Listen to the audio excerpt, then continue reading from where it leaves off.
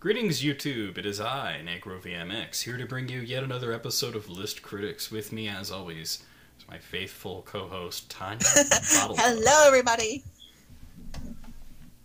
And just for those of you who are just joining us, she's not really Tanya Bottlehouse. She's Tanya Hotel. Bottlehouse works too. Bottlehouse. Funnier. We have so many lists to go through. So let's get right into it. This first list was, that is what he said. The first list was sent in to us by Uber McFailsauce, a very frequent contributor. And this is the top... when I first read this title, I was a bit like, what the hell is he talking about? It says, Top 11 Heavy Metal Fatalities. And what he's talking about is... I looked at the list. It's heavy metal rockers that died. Okay. That we miss them, basically, because we they died before their time. But just as a gamer, just the word fatality just same makes me here, think more of that immediately. And I'm like, what are you talking about? Heavy metal fatalities. So this is a list from Yugo.com written by K. Thor Jensen. It was posted last year. So I don't think this is in any particular order. It's sort of a slideshow type of thing. That's become very popular on the internet. I don't know if you noticed that for lists. A lot of people, instead of doing numbered lists, they're doing slideshows. Okay. I don't know how I feel about that. But number 11 is Dimebag Darrell. Of course, he was in Pantera. He was a guitarist. And then he, after Pantera broke up, he was in a band called Damage Plan. And there was this crazy fan who charged the stage, shot him to death, shot a number of other people, and... was killed by the police. Craziness. Afterwards. So, we didn't even really get any justice there. Because there was no trial. There was just the guy tried to run out and he got hit by a shotgun blast. I remember when I heard about that, I was like, out of all the guys in Pantera to go after, you go after I know, right? No, but in all seriousness, that really was a shame because, people die in the music industry all the time, and especially when it's like rock or metal, there's a lot of drugs, alcoholic-related deaths, there's a lot of drugs, there's a lot of overdosing, and to just hear somebody who was doing nothing wrong to just out and out be murdered like that. It is horrible. It really is horrible. And he's talented, too. It's just, And this guy that killed him, I heard a lot of rumors in the beginning that he was upset that Pantera broke up and that's why he was doing this. But actually, they found a little bit more about him. The guy was an ex-Marine. His name was Nathan Gale, and he had severe mental problems. And apparently from stuff that they found from his writings and whatnot, that he thought that the members of Pantera were mind-reading him, like they were invading his thoughts somehow. Wow. Yeah, because they have nothing better to do, Wow. An asshole. All right, moving on to number 10. Number 10, you knew this guy had to be in here. Cliff Burton, who was the bassist in Metallica. Yeah. And his story is especially sad because it really affected the other members of Metallica, especially Kirk Hammett, who they had a whole thing where they, who slept in what bunk on the tour bus. And he had recently switched bunks with Cliff Burton, and it was because of the position that he was in that when the driver hit the black ice and he spun out, that Cliff Burton was thrown out of the vehicle and then it landed. Whereas it could have been the reverse, and it just would have been... It's really crazy when you think about it, Yeah.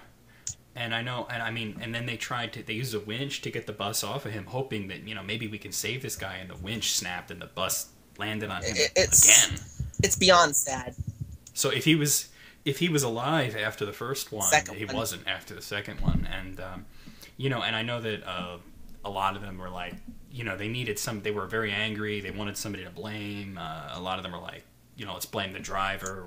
Let me see this black ice. I didn't see no fucking black ice, that kind of thing. But, either way, Cliff Burton, huge loss there, One of the coolest bassists of all time. Moving on to number 10. I'm sorry, that was number 10. Number 9. And the dog is flipping out on the other. I did, I heard that. Number 9 is Razzle. Okay, yeah, I'm laughing. We're talking about such a serious subject. Razzle Dingley. Okay. He was in Motley Crue. I'm trying to figure out what... I don't follow Motley Crue. I don't know either, so I don't know what he played. It just says that he was in Motley Crue. Oh, he was a drummer. Okay. He was a drummer. So, yeah. Apparently it had something to do with... yeah, he was killed by... Vince Neil was drunk driving, and he was the passenger. And they got into a crash, and Vince Neil survived, but that's sad. did not. That is sad, yeah. And apparently Vince Neil only got 30 days in jail. That's it? Apparently that's what this country, that's what happens if you indirectly kill someone, you get 30 days in jail. You drunk driving and your passenger dies, 30 days in jail. You bully a kid into killing himself, 30 days in jail. That's justice, yeah, not... It's insanity. That's what's happening, yeah. Number 8 is... Oh, who is this? Kevin DeBro. Who's that? When I saw the picture of him, I thought it was Dio, who I expect to see on this list. He looks like Dio. Oh, he was the singer in Quiet Riot. Yeah, he actually died just a few years ago, 2007. Cocaine overdose. Shit. That's your 80s rockers right there, you know. Yeah. Let me show you this picture of him. This guy looks just like Ronnie James Dio. Not that that's a good thing, because they're both very ugly men, but I'm going to show you this anyway.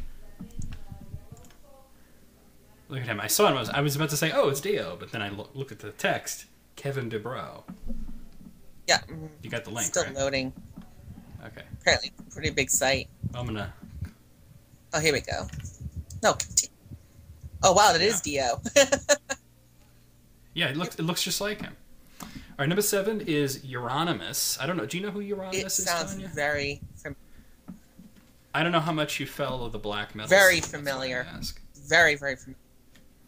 Euronymous was in Mayhem, and the thing is, like, everybody that was ever in Mayhem is either murdered or they're in jail for murder. So that's the way... he was stabbed to death by one of his bandmates. I did hear about that. Yes. Yeah. Now, actually, when Euronymous was killed, Zombie Sneak Attack, when their original lineup, did a song called Euronymous Lives. And the guy who killed him went by the stage name Count Grishnak. And when me and Andrew took over Zombie Sneak Attack, which was like 10 years after, we did a song called Count Grishnak is Out of Prison. Wow. I think he is out of prison too. That's so scary. He stabbed him 23 times. At what point do you say, "Hey, my arm's getting tired"? Holy fuck! He had to have been on something, you know. He had to have been drunk or high or something. But then again, he wasn't Mayhem, so it might have been insanity. Yeah. Now, okay, here's the first one on this list that I have no idea at all who this person is. Number 6 is Hideto Matsumoto, who was he was a guitarist in a very popular Japanese Baroque metal band called X Japan. Committed suicide in 1990. No idea who that is. Yeah, apparently he hung himself with a towel. I didn't even know you could do that. With a towel? One hell of a towel. Damn. Moving on, yeah. Number 5 is Gary Driscoll. He was the drummer in Rainbow. Yeah. Yeah. See, now I'm like, is Dio even going to be on this list? They got his drummer from Rainbow. Where's Dio? I'm expecting to see Dio. Yeah, well, maybe. Well, we got 4 more, so we'll see what happens. But yeah, I'm trying to. How did he die? Let's see. Oh, he was murdered, and it's an unsolved case. Oh, really? Who killed him? Huh. Yeah. His murder is still a mystery. Found dead in a friend's house. No suspects and no leads. An open case to this day. Wow. That is something else. Wow. Number 4 is Randy Rhoads. He was in Ozzy Osbourne's band. And, yeah, he... that was really, really, really huge for Ozzy. Random, too. I mean, it's not something that... No, the odds of that happening are, like, what, 1 in 3 million or something like that? Yeah, I mean, what was it? Something like the plane's wing hit something, and then it went into a spin. I think it had something to do with shear force in the wing or something like that, and it just went to a tailspin. Yeah, it was this crazy freak accident. It's unbelievable. Number 3, Bon Scott, the original singer from AC/DC. Of course, yeah. He choked to death on his own vomit. Which is unbelievable to this day. I still can't believe it. Yeah. Well, I could believe it. A lot of these guys die that way when they get really drunk, really ripped. Oh, I know. But it just amazes me. It really does. And horrid amazement. It's just, I can't believe it. Oh, here's one I didn't expect to say on the list because he's a little more obscure. Then again, they have the Japanese guy in here. Number 2 is Ingo Schwintenberg. He was the very first drummer that was in Halloween. Okay. Yeah. He eventually he commits suicide in the most fucked up way possible. He jumped in front of a train. Are you fucking serious? Yeah, he had mental problems. You think? Mental illness. Now, there's a lot that are floating in my head that I would expect to see at number. There's only one left, and there's so many. I'm thinking of obviously we already mentioned Dio. I was just going to say him actually, who died of but number 1 is another Mayhem person is Dead. Dead. His real name is Per Olin, and he's the guy that shot himself with the shotgun. Wow. And apparently, I'm just going to read this blurb for you because the details are really fucked up. The stage name of Norwegian metaler Per Orlin was also his final fate as the vocalist for Mayhem discussed earlier in this list. Olin went by the moniker Dead. His dark personality lent itself perfectly to Mayhem's morbid music, but it would also be his undoing. Along with helping pioneer the metal makeup style known as corpse paint, Dead also used to keep a deceased crow in a plastic bag, which he would open up and sniff for inspiration. In 1991, he was found with his wrist slit and a shotgun blast to the head by Mayhem guitarist Euronymous, along with a note apologizing for all the blood. So he cut his wrists, and I guess that wasn't happening fast enough for him, and then he shot himself in the face. Yeah. And with a shotgun, and okay, it doesn't go into the whole weird urban legend behind it, but what happened was Euronymous and all the cronies found him, and apparently they eventually did call the authorities, but first that they cooked part of his brain and ate it. They took pictures of his corpse, which wound up on an album cover, and they also made necklaces out of a bone fragments. Yeah.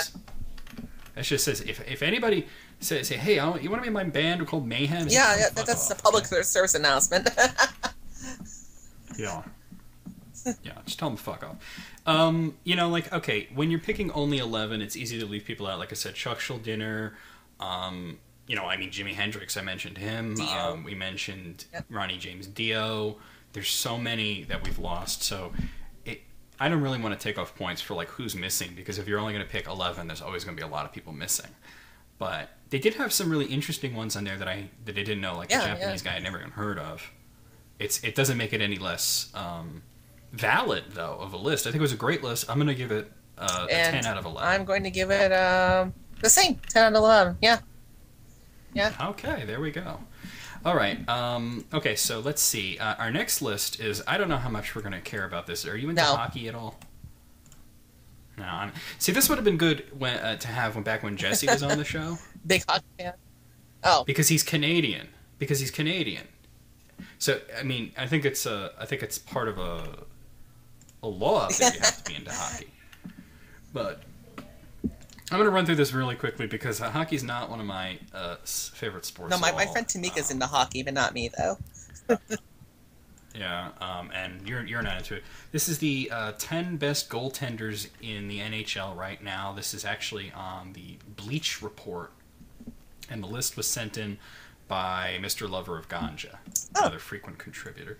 So like I said, I'm just going to go through this really quick because I don't care. Number 10 is, I'm sure somebody out there who's listening cares, so I'm just going to go through it. Number 10 is Tuukka Rask of the Boston Bruins. Number 9 is Antti Niemi of the San Jose Sharks. Number 8 is Pekka Rinne of the Nashville Predators. There's some fucked up names for these teams, man. Number 7 is Corey Schneider from the Vancouver Canucks. They really called that. That's amazing. Yeah. Well, we have, I get, in America we have a baseball team called the Yankees, so why can't the Canadians have a hockey team called the Canucks, right? Number 6 is Yaroslav Halak of the St. Louis Blues. Number 5, Jimmy Howard of the Detroit Red Wings. Get your Red Wings. Number 4 is Tim Thomas of the Boston Bruins. Number 3 is Brian Elliott of the St. Louis Blues. Number 2 is Jonathan Quick of Los Angeles Kings. Sounds like a cowboy or something. And number 1 is Henrik Lundqvist of the New York Rangers. Woo! Yeah, out of 10, I'm gonna give it a not. I'm gonna have to do the same because I have no idea who these people are. So I can't give it a fair rating. So trying to give it a rating would be unfair either way. Now here's our first list of the night that is actually sent in by somebody that wrote the list. Another frequent contributor, Razaraz 92. And we had an issue with him last time. I don't know if you remember, but he has sent in a list that was like really fucked up, and it was all the order was all. Oh, I remember that. Wacky. Yep. And I don't.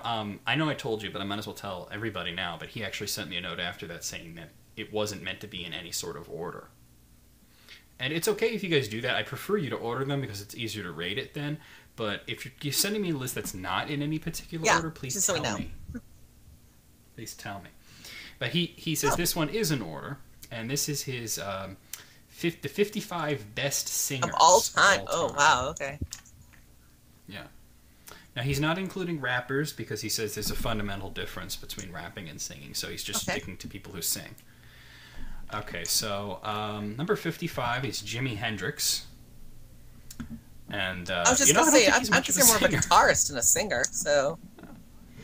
Yeah, I mean, he was serviceable. Like key tracks, he lists All Along the Watchtower, Purple Haze, and Voodoo Child. And it's funny because, All Along the Watchtower was a cover of Bob Dylan did the original. And it's funny because Bob Dylan is even worse as a singer. All right, whatever. It's number 55. I wouldn't even include him at all. Number 54 is Hank Williams, the old country singer. Yeah, whatever, I think his son is way better, but whatever. Then he has a grandson who's absolutely out of his mind, batshit insane. Number 53 is Bruce Springsteen. Once again, great musician, but I don't think of him as much of a singer at all. He kind of sucks when it comes to... Well, actually, on his newer material, he's a little better, but his voice is not exactly pleasing. I don't like to hear him, but hey, that's, Yeah. Number 52 is B.B. King. Once again, I mean, he's good, but... I think of him as a guitarist. Again, guitarist. Yeah. Yeah. Number 51 is Joni Mitchell. Right, okay, whatever. Not really into this list so far. Number 50 is Jeff Buckley. That's a really weird choice. Yeah. Okay, yeah. Speaking of weird, not that this is a weird choice, but this person is weird. Number 49 is Bjork. Really? Yeah. Yeah. You know Bjork, right? Now, I want to get your opinion on this because I have this opinion of her. I think she would be really hot if she stopped being so fucking weird. I think that her... Well, like here, look at this picture. I'm gonna send you. This is the picture on the list, and it's like completely unattractive. She looks like something that Yoko Ono threw up. Let me see. Hold on. Oh, I've already seen it. And just like you, totally, just not attractive at all. And then look at this picture that I just found of her, where she looks very pretty.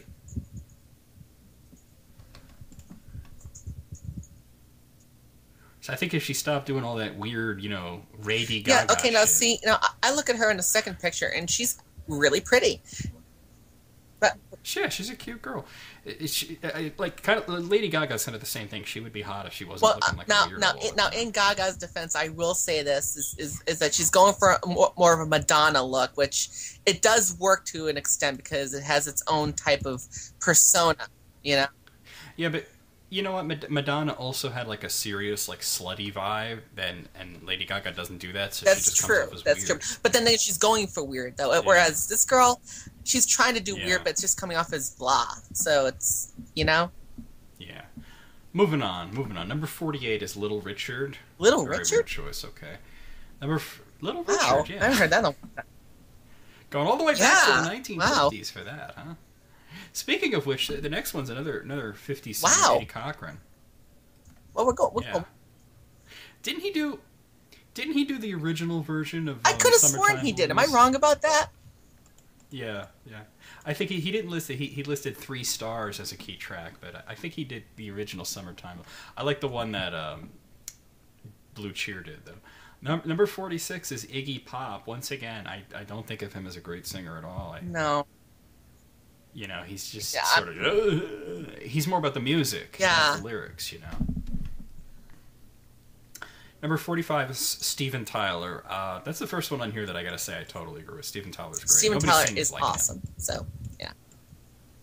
He used to be anyway, before he just completely... Yeah, honestly, I think he was better on drugs. A lot of people say that, actually. Yeah. Sad to say, but... number 44 is Fiona Apple. No, I don't I like her at totally all, disagree with that one. Yeah, don't like her. Number 43 is Muddy Waters. Really going old school there. And Muddy Waters, man. I mean, that's another guy that you think of him as an instrumentalist. You don't really think of him as a singer. Think instrumentalist. Yeah, that's... Yeah, I mean, he plays guitar. About old that's what I think of him. Whatever. A lot of these people are very famous for their music, but not for their voices. So they're sort of interesting choices. Like number 42 is Roy Orbison. No, he's not a great singer. His music is different, but he wrote some classic songs. But I mean, like, who did the better version of Pretty Woman? Van Halen or Van Halen? Yeah, it's not even close. It's not even close. Number 41 is Ray Charles. Have to agree with definitely. that. Definitely. Give props to him for that one. Yeah. You know, the funny thing about him is that he could sound like anything. Totally versatile. Yeah. Number 40 is Al Green. Okay, now we're getting somewhere. Number 39 is Sly Stone. No, not Sylvester Stone. Sly Stone. You know, like Sly and the Family Stone. I have to disagree on that one. Who were awful. And he's out of his mind. I've heard. No, he's not right in the head. Yeah. Number 38 is Sam Cooke. No. In my opinion, no. But whatever. You know, there's a very sharp bend towards jazz singers here, and honestly, I prefer my jazz to be instrumental. So that's just the way I feel about it. I like it without the lyrics. Speaking of which, number 37, Curtis Mayfield. Superfly. That's what he's on Superfly. I mean, that's.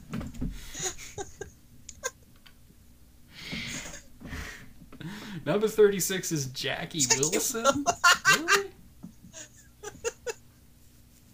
Really? Jackie Wilson. I have not heard.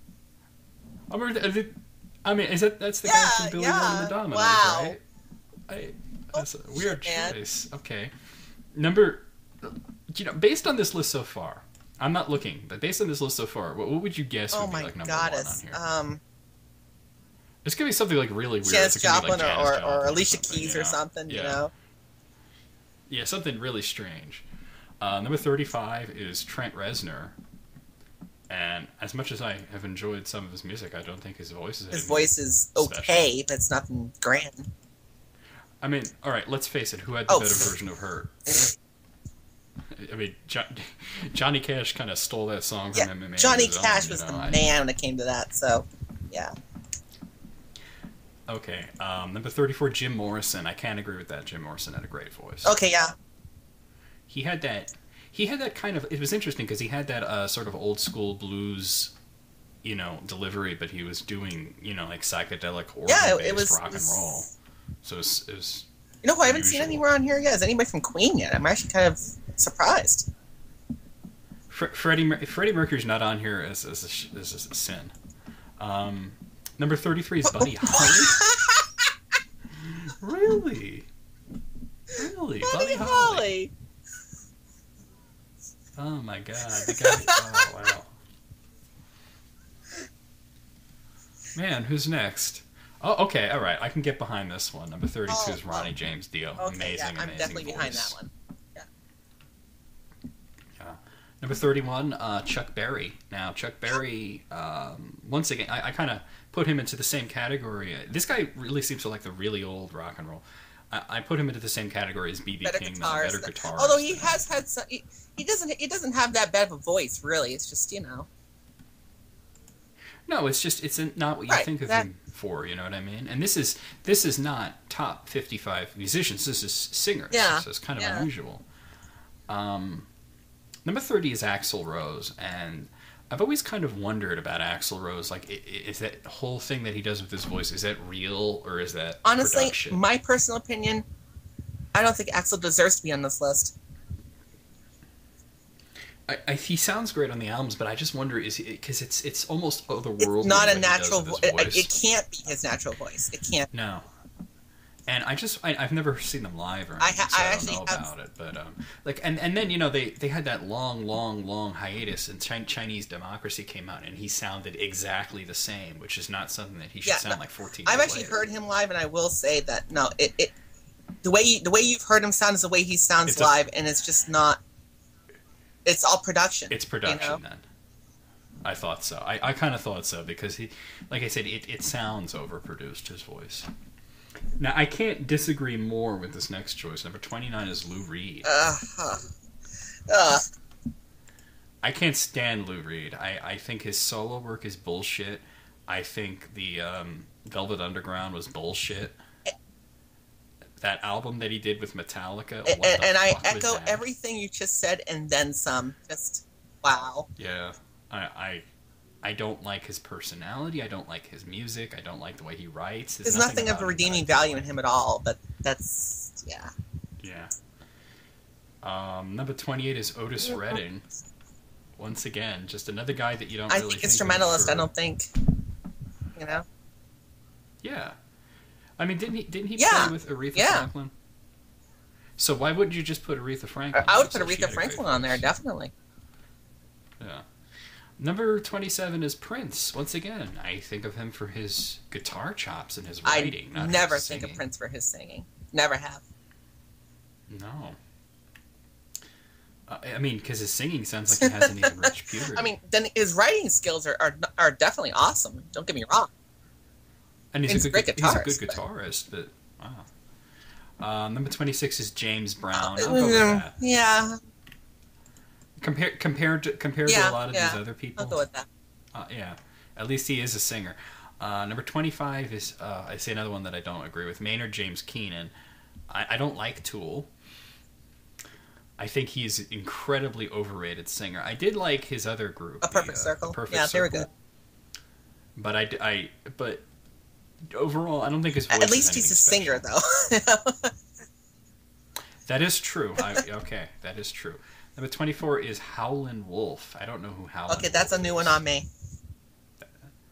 I'm looking this up. Oh, okay, he played with Muddy Waters, he played with Bo Diddley. Okay. You know, I don't know if he's just a singer or if he plays an instrument, but based on this list, my guess is he probably plays an instrument. I've never seen so many dead black guys on the list here. It's kind of crazy. I mean, it's cool that they're, you know, showing respect for some of these jazz greats, but they're not really, you know, singers. Okay, number 23. Once again, I got to fully disagree with Mick Jagger. Oh, no, I'm sorry. I disagree with that entirely. Mick Jagger should not be on that list. No. I don't like anything about him, so, yeah. Number 22, this guy has a really unusual voice, and it's sort of an iconic voice. I don't know if I'd call him a great singer, is Ozzy Osbourne. I do have to give him credit for one thing, is that the first time I heard Ozzy Osbourne singing on a CD, I thought, kind of like what I thought with Axl Rose, that it's all production, nobody sounds like that. But he really does. I've heard him live. He really does sound like that, and I gotta say, no, Ozzy, hell yeah. Gotta give him credit for that. Okay, so I was wrong about number 1 because he has Janis Joplin at number 21. She was not a good singer. That great. No. Her music was good, and she had a hell of a lot of passion, but her voice was not that great. Yeah. Number 20 is Johnny Cash. Johnny Cash. I'll give him credit for Johnny Cash. Yes. Johnny Cash is great. Huge fan. I'm a huge fan of his, so that I'm glad to see him on here. Number 19 is Joe Strummer. Wasn't he with? Was you know what? I actually don't remember. Let me look this up real quick. Yeah. He was the singer in the Clash. Well. Yeah. Eh.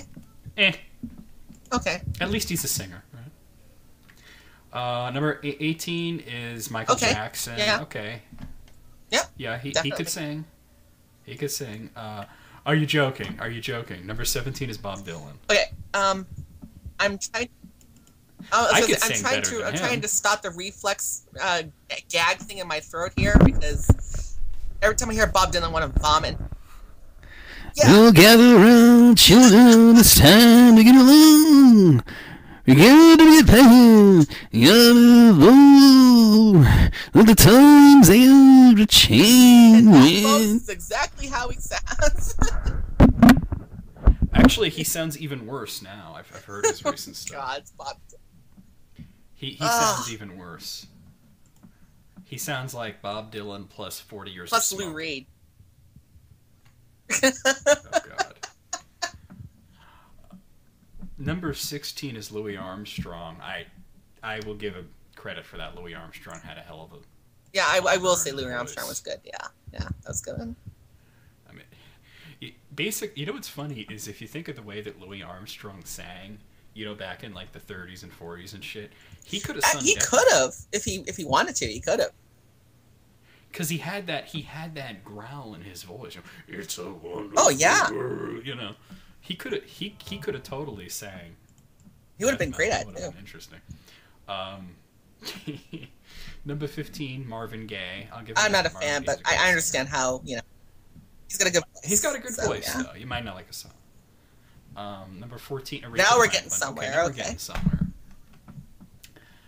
Number 13, Robert Plant. Okay, I will. Yeah, Robert Plant is great. Yeah, not a fan. It's really funny. Not a fan. No. Really? No. Oh, well, I went through a phase when I was a teenager where I was obsessed with Led Zeppelin. I used to, but Yeah.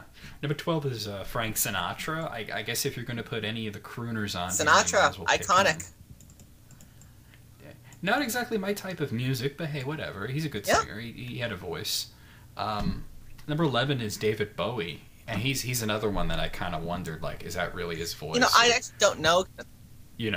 Does he put that on? But he does talk like that, so it probably is his natural voice. So, Yeah, he talks like that, so it's got to be his natural voice. He's definitely good. Number 10 is Nat King Cole. Oh, yes. That's classic.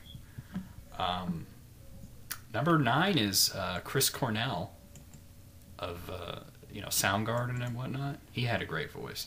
Now, it's interesting because you mentioned Freddie Mercury, and I also mentioned him. Chris Cornell is sort of like trying to be Freddie Mercury in a lot of ways.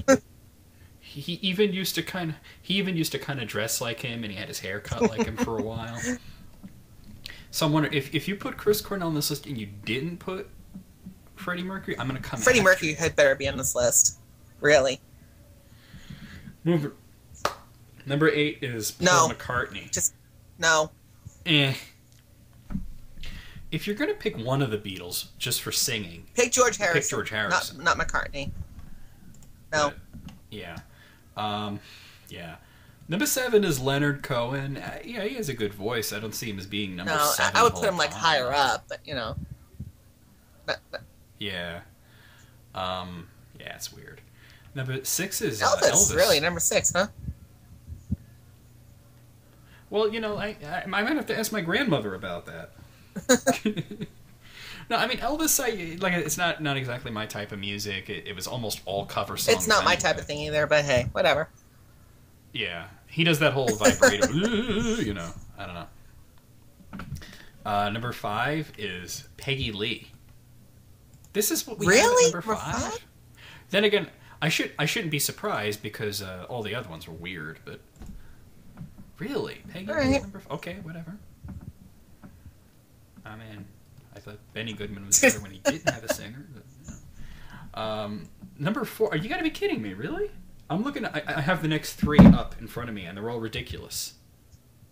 You ready for this? Number 4. Okay, I'm just gonna go through this like weird. Number 4 is Kurt Cobain, who was a great writer. He had a lot of passion. He was an okay guitarist. Dude couldn't sing. Kurt Cobain.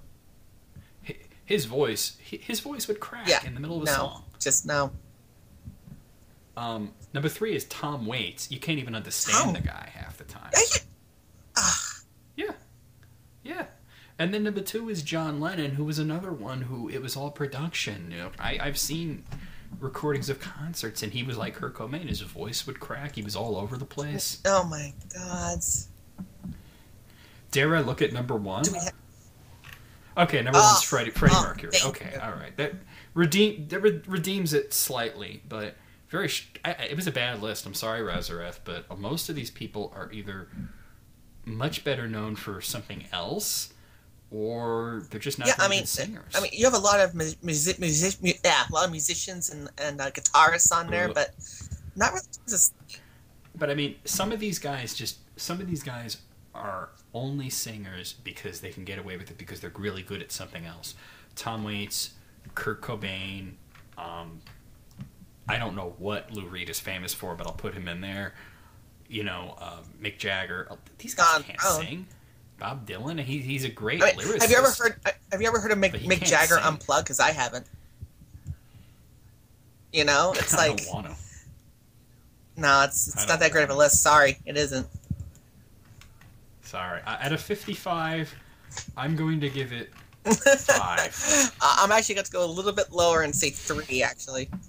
Oh, wow. Whoa. Yeah. Okay, harsh. Sorry. But, well, them's the breaks. You send it in to list critics. That's what happens sometimes. Okay, I have 2 lists sent in here. These were sent in on Facebook, so just give me a second to bring them up because the links are a little bit weird. Continue. Yeah.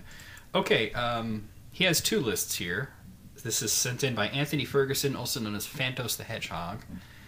And he has... Okay, this is of definite interest to me. I don't know if you're going to be as interested as I am, but he has the 10 most important Green Lantern comics. That's kind of cool. Okay, I'm down with that. Okay. Well, you know I'm a huge fan, so... Speaking of which, actually, let me get this out of the way, because I want to talk about this, and this is the perfect opportunity.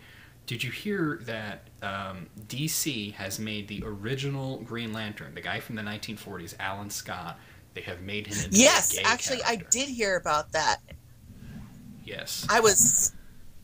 And I gotta say, I was a little thrown by... Because I knew that they were taking an established character and making them gay, because they have a new continuity now. Nothing is certain, so they could do really anything they want.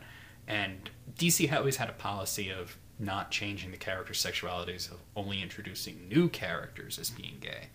But apparently they were very flexible on this, and basically it's not the same character because he's a young guy, he's not an older guy like he was previously.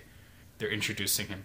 And they, the writer who's writing the book, which is called Earth 2, by the way, and there's only 1 issue out now, but I do recommend it.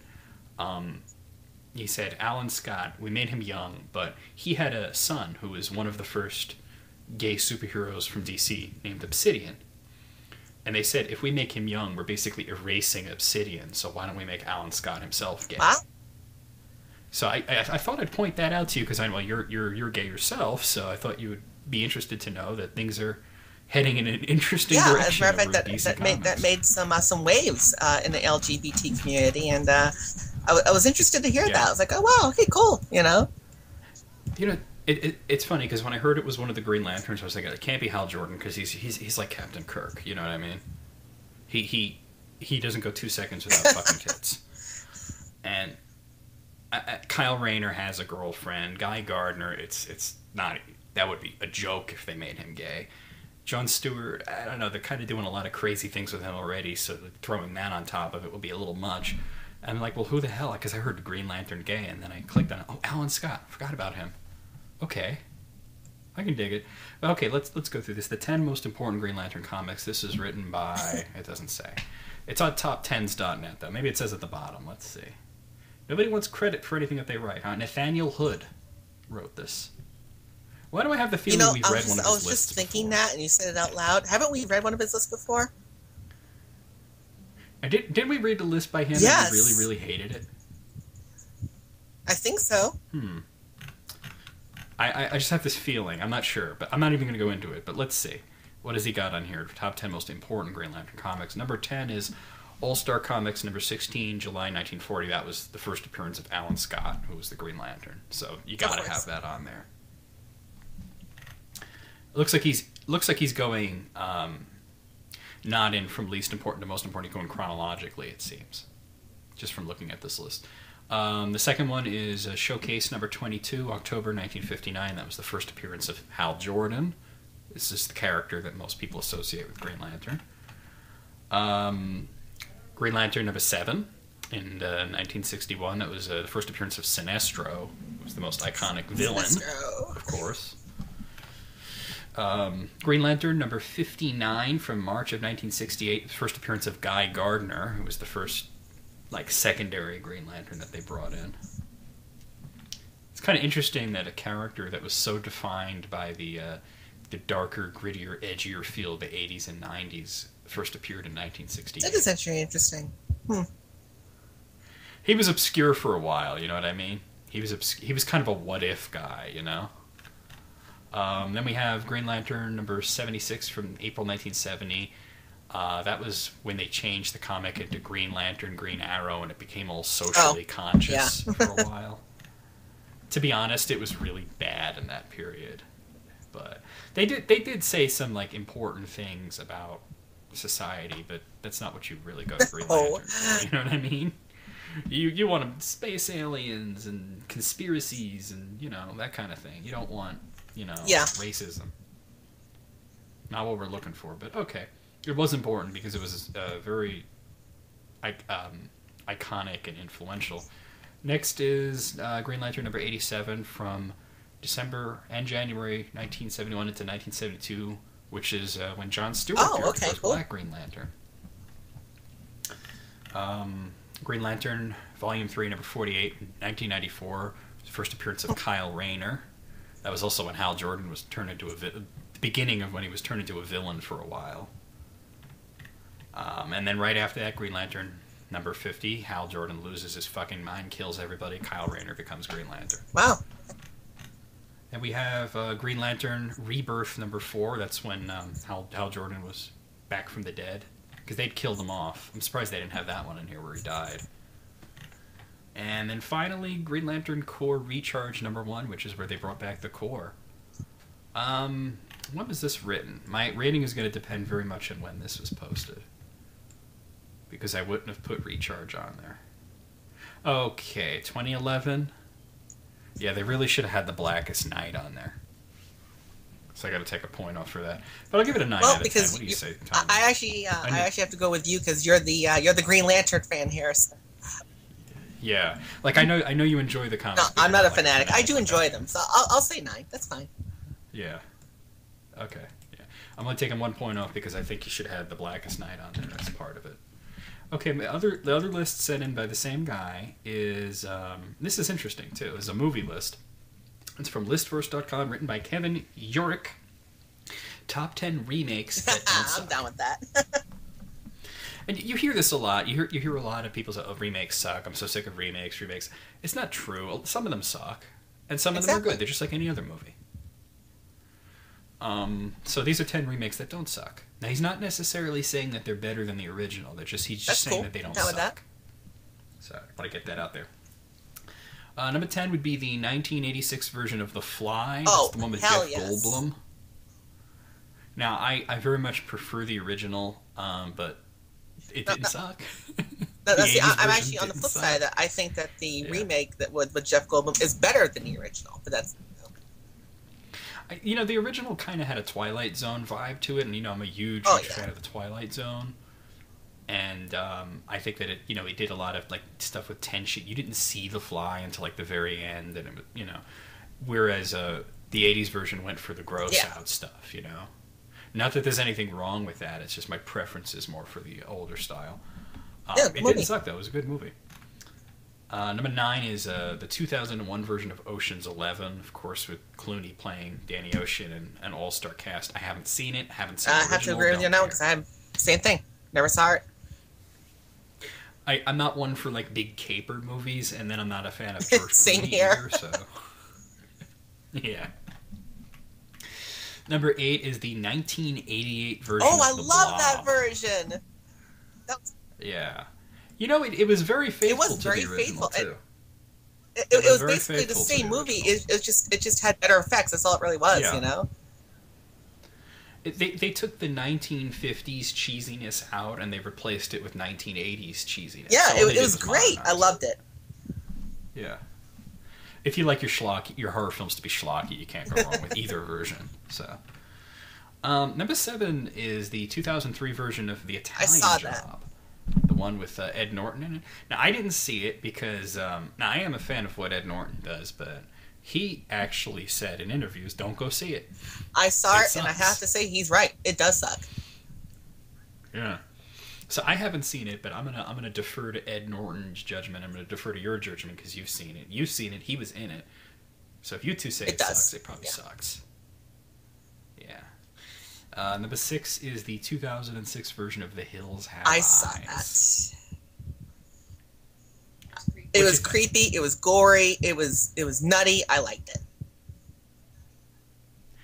I mean, this is kind of like The Fly, where I very much prefer the original, but it didn't suck. It was gory. It was creepy. It worked. Yeah. Number 5 is almost sort of cheating because this is a spiritual remake in a way. Number 5 is The Magnificent Seven, which was the 1960. It was the Western, which was sort of a take on Seven Samurai. But they took samurais and they turned them into cowboys. I've never seen it. Seven, really? Wow. You had Steve McQueen. You had Charles Bronson. Yeah, I mean, it was a big deal. Well, I'm gonna have to now. Yeah. I mean, it's sort of a spiritual reimagining of Seven Samurai, not so much as a remake as these other ones. So, but it certainly didn't suck. It was. I will defer to you on that one then. So yeah. Yeah. Number 4. Now, I had no idea this was even a remake. I've seen this 1999 movie starring Mel Gibson called I had no idea. I've seen it. It was something like, like he was like a low-level like criminal or something, and his boss fucks him over, and he gets his payback. It was sort of a fun movie where you get to root for the bad guy, you know what I mean? Because he was a total asshole. And considering that Mel Gibson is an asshole, he played the role very well. I didn't know it was a remake. Apparently it's a remake of a movie called The Hunter by Richard Stark. Oh, no, okay, The Hunter was the book, then somebody made a movie out of it, and this is the remake of the movie. Alright, whatever. I didn't know it was a remake. Number 3 is the 2005 version of King Kong. Oh, it was great. The 2005 that had Jack Black in it, right? Jack Black was in it. Adrian Brody was in it. I mean, they had a great cast, actually. Compared to the 1976 version, which did suck. Oh, that was Jeff horrible. Bridges, that was awful. I was going to say, people, if you're going to watch one version of King Kong, watch the original. But if you're going to watch 2, watch the Peter Jackson one. Number 2 is the 1978 version of Invasion of the Body Snatchers. Yeah. That was the one with Jeff Goldblum again. And it actually was pretty good. I think. Yeah, it was pretty good. I think it was a little better than the original. I agree with you on that one. The original was for me, cheesy, actually, Leonard Nimoy actually sold it, but that was me though. So. Yeah, well, I mean, he's great. And finally, number 1, I couldn't agree more with this. The 1982 version of Sing. Oh, hell yes. Yeah. John Carpenter's I think that is his finest creation. Although they're remaking that now, though, so... Yes, it's getting another remake, which is interesting. Out of this, I mean, okay, the only one of these movies that I disagree with completely, that I would say actually did suck, was The Italian Job. I hadn't seen it, but I mean, if the star of the movie says it sucks, and you said it sucked, and you did see it. But other than that, I mean, I'm going to give it a 9 out of 10. I'm going to actually say 9 out of 10, same here, yeah. Yeah. Well, only one they got wrong. I'm trying to think if there was anything on here that they, really should have been on there instead of The Italian Job. And, let me think of that for a minute. Do you have anything? Do you think... Yeah, if we're going to use our veto power here, I have a bunch of them that do suck in my head right now. Well, yeah, that's sort of the way it goes, You know what I liked? A lot of people didn't like it, but I liked the remake of the Texas Chainsaw I actually didn't like Massacre. that one that much. I liked it. I thought it had a different feel, but it definitely was creepy, and it gave you that sort of like scummy sort of 70s. You know what didn't suck? That was a remake, at least in my opinion, was the Friday the 13th remake. I did, see that one. And even though Jason runs in it and everything, I actually liked it. It kept me interested. Well, there's no reason he couldn't. It modernized it. It made it better. So I liked it. Yeah. I always thought he would be scary. If he was a little faster. Okay, so let's move on then. Okay, so the next one was sent in. This is a big one, and it was sent in by RSNCICREO. That's your username? That's a really pretty weird username. Okay. Is this even his username? How do you remember that? I mean, like, is it? I'm just trying to figure out, like, how do you say that? What is it again? You know what I mean? RSNCICREO. Rissincare. What? Yeah, and it's not something spelled backwards, because I checked that. But all right, whatever. He has sent in the top 100 list, and this is his top 100 is a gaming list. Top 100 best Square NES titles. My favorite system. Now, apparently, and just glancing at it, he says Super Famicom also. He has a great knowledge of Japanese titles because I see a lot of Japanese titles on Okay, well. It'll be interesting. Okay, so top 100 Super Famicom and Super NES titles. I am ready. Bring it on. Okay. I'm going to do 10 at a time, and then we'll discuss. So, number 100 is Shien the Blade Chaser. Number 99 is Super Wagyan Land. Number 98 is Ushio Totora. Number 96 is Zandro no Daiboken Valkyrie to no Die. Number 95 is Ganbar Goemon Kira Kira Duchu Boku ga Dancer ni Natawake. Wow. That's a mouthful. Number 94 is Dragon Ball Z Super Butoken 3. Number 92 is Bakuto Dochers. Number 91 is Pro Kinshi Jinsi Simulation Shoji no Hanamichi. So that's the top. That's the first 10. I don't know any of these. There's a Dragon Ball Z game in there, and there's a Goemon game in there. But other than I have no idea. Played any of these. I'm gonna have to take his word for it. We'll see how the rest of the list goes. Okay, so here's the number 90 is Seiken Densetsu 2. We know that one. Mana, That's Secret of Mana. Number 89 is Ganbar Goemon 3 Shichijuro Kibe no Karakuri Did your mouth hurt yet? I think he just sent this in to try and so I could try and pronounce the Japanese words. Number 88 is Kidu Senshi Gundam Cross Dimension 0079. They really called it that. Number 87 is, oh my god, a Western game, Lord of the Rings Volume 1. Number 86 is Ginga Sengoku Gyoyuden Rai. Number 85 is Super Famicom Wars. Number 84 is Super Robot Taisen EX. And then number 83 is also Super Robot Taisen EX. And then number 82 is Mother 2. We know that one is Earthbound. And number 81 is Est Polis Denki 2. We know that one is Lufia Rise of the Sinisters. The only one I agree with on there is Lufia. I have to... Okay, well... Yeah. Lucky that I know some of these. Lucky that I know that Est Polis Denki is Lufia. You know what I mean? Otherwise, we would be completely lost. I have to point out a few things here. Oh, and Secret of Mana, too. I love that one. Here? Wow. I mean, Secret of Mana, I don't like. You know that. I don't like it. I think it's overrated. I think it had great music, though. But other than that, I thought it was overrated.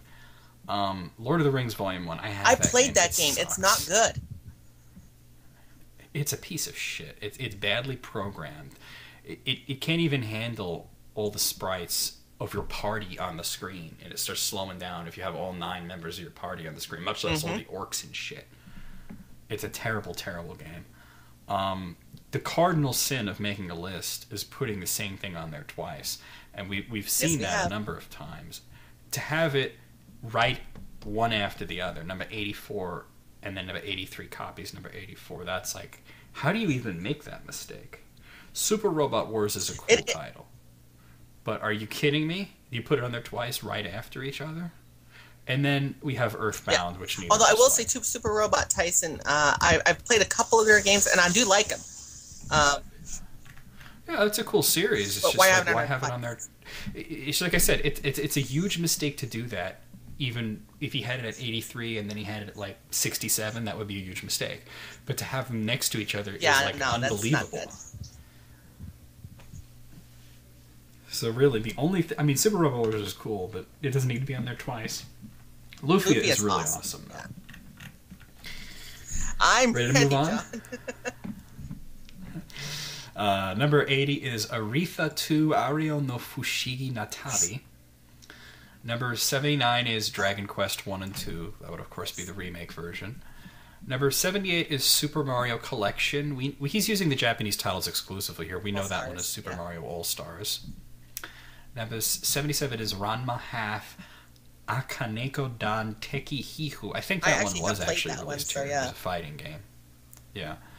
Number 76 is Neketsu Tairiku Burning Heroes, which I think that was released as The Firemen here. Okay. I've played it. It's a good game. It's like a... It's hard to describe, but I have a video of it. Number 75 is Torniko no Daboken Fushiju no Dungeon. That's that Dragon Quest spin-off. It's the dungeon crawler with Torniko Taloon. Yeah. Number 74 is Der Langrisser. Yes! It saves. You did You're bad. Number 73 is Dragon Ball Z Super Saiya Densetsu. Number 72 is RPG Tsukuru 2. That's RPG Maker 2 on the Super NES, yep. Yeah. 71 is Yumi Mekyu Kigurumi Daiboken. Alright, obviously I only know a few of these. I played Der Langrisser, pretty cool game. Mario All-Stars is great. Awesome. Dragon Quest 1 and 2 is great. I think that this Neketsu Tairuku Burning Heroes is a game called The Firemen, which is exactly what it sounds like. Actually, no, it's not. My bad. It's an RPG, so I don't know. Although I will say that RPG Sakura 2, I actually have used it as a translated patch, and I've just checked it out for a little bit, and I will say that it's pretty good. But you know what? You can't really call it a game unless you actually make one. Yeah, well, I was just going to point that out. It's not a game, and this is an editor. It's not a game, you know. So it's like, it is. It's an engine. Really, no other comments for me. Well, a lot of them, unless you pointed them out to me, I really didn't know, except for a couple of them. So, like, you know. Yeah. Luckily, I know the American names of some of these. Lucky for me. Not all of them, you know. Yeah. Number 70 is SimCity Junior. No explanation needed there. Number 69 is Ginga Eyo Densitsu Senjutsu Simulation. I have no idea. Number 68, Super Mario RPG. Number 67, Final Fantasy IV. Number 66, Shinseki Odysseia. Right. I don't know. Number 65 is BSX Suri wa Name o Nusamareta Maki no Monogatari. Wow. I feel like I should be giving an award just for saying that, to be honest with you. Even if I didn't say it right. Just for trying. Number 64 is Rockman X. We know it as Mega Man X. Number 63 is Farland Story. Number 62 is Dragon Knight 4. Number 61 is Daikaiju Monogatari. I have to say, he certainly loves his NX is a great company. Well, at least it was a great company. Oh, I went there. Yeah. Not much to say. I mean, Mario RPG, Final Fantasy IV, Mega Man X. Epic games. And by the way, I'm a huge Mega Man fan, Tanya. But I have to say, I actually prefer calling it Rockman. I think really, you prefer Rockman? Wow. Yeah. Because the whole joke of the naming is that it's all about music. I mean, he's rock, his sister's roll, his brother is blues. The whole naming convention, yeah, I can see that. Yeah, it's all music. You have Rush, Beat, Tango, Forte. I will say there's stuff. One little nitpick. It is a nitpick I have. Is that I actually wouldn't put Final Fantasy IV before Super Mario RPG. I think I put Super Mario RPG a little higher up. So you think Mario RPG was better than It's not just that it was just better, like in general terms. I think, technically speaking, the technical skill to go into Super Mario RPG, the graphics, the battle engine, the timed hits. Well, it was a few years later. That is true, but taken as a whole, though, I think Super Mario RPG was better. I think it came out. It came out after 6. That's true. So I don't think it's. But then again, that's also like saying that, like for instance, if you were to tell me that what's better, Final Fantasy VII or Final Fantasy VI, for me it's Final Fantasy VI, even though Final Fantasy VII came afterwards. Yeah. But I just think 6 is better for other reasons other than the technical prowess. Exactly. But it's the story, the music, the and 4 is an epic. 4 is absolutely. I love 4, but just, Mario RPG is a lot of fun, but I don't know. I think I like it better because it is just. I think it's a fun title, and I just when I turn my brain off, you know what I mean? Yeah. Okay, let's continue then. Number 60 is Final Fantasy IV Easy Type. It's kind of cheating there. We didn't. Okay, I know we like to stop it after 10, but I have to stop it there. We didn't even get that one. We got an easier version, and then they released Easy Type, which was like for little kids. It's so easy that you literally can't lose at it. Is that better than the older version? Hell no. Let me continue. I'm breaking format here. Number 59 is Super Inindo Datu Nobunaga. That's Nobunaga's ambition. Number 58 is Lufia. I'm surprised he didn't call it Espolis Denki. That would be the original Lufia. Number 57 is Albert Odyssey. Number 56 is Wizardry 1, 2, and 3, the story of Lilgamen. Number 55 is Ultima Kurokyo Teikyoku. I think that would be Ultima 7. Number 54 is... Oh man, I was right. Number 54 is Ultima 6 Itsuware no Yagensha, or Ultima 6, the False Prophet, as we know it. Number 53 is Silva Saga 2, The Legend of Light and Darkness. Number 52 is Koryu Densitsu Vilgust. And number 51 is Ultima Gaiden Kurokishi no Inbu, which we didn't get that one. We got it on Game Boy. It was called Ultima Ruins of Virtue. Well, I guess... I think this guy might actually be Japanese because he goes for Ultima and Wizardry, which are Western games, but they're insanely popular in Japan. Yeah, it sounds like he actually is Japanese. I think this guy might actually be from Japan, which is pretty cool. A couple of comments I have, like I already mentioned about Final Fantasy IV Easy Type shouldn't be on here, at least not above the original version. Ultima 7 sucked on the Super NES, I'm sorry to say. It wasn't good. Terrible version. It was censored to shit. It was missing most of the content from the PC game. Well, I mean, it was censored for us. Was it censored for them? I think it was because it was a Western game, so I don't think that they made different versions for Japan. Yeah. You know what I mean? That was that's true. Yeah, you're probably right about that. Yeah. Yeah. Okay, moving on. Number 50 is Gaia Gensoki. I think that we know that one as Illusion of Gaia. Funky. Let me check on that, though, actually. Before I even go, I think Gensoki means illusion, but I'm not sure. Which is weird, because in Europe it's called Illusion of Time. Okay. Yeah, that's Illusion of Gaia. Okay. So I want to check on that. Number 49 is 46 Okunin Monogatari Harukanaru Eden Right. What the hell is that? Oh, I know what that is. Hold on. I know exactly what that is. That's EVO. Oh, EVO. Okay, yeah. Yeah, I just realized that. Because it says Eden in there, and I just wrote the 46 and all that. Number 48 is Bokuju Monogatari.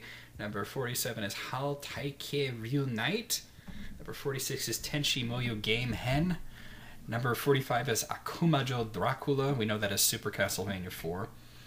Number 44 is Ashito no Jo. Oh, I think I know what that is. Let me just check it real quick.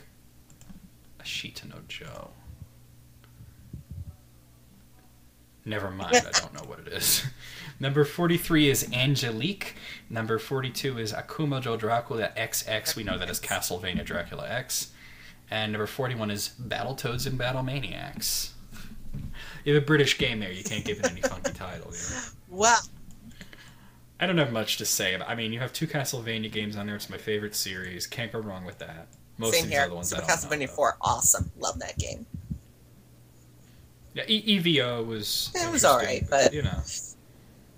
Yeah, well, I mean, it's another NX game, you know. I think he might have every NX game for Super NES on here. Wow.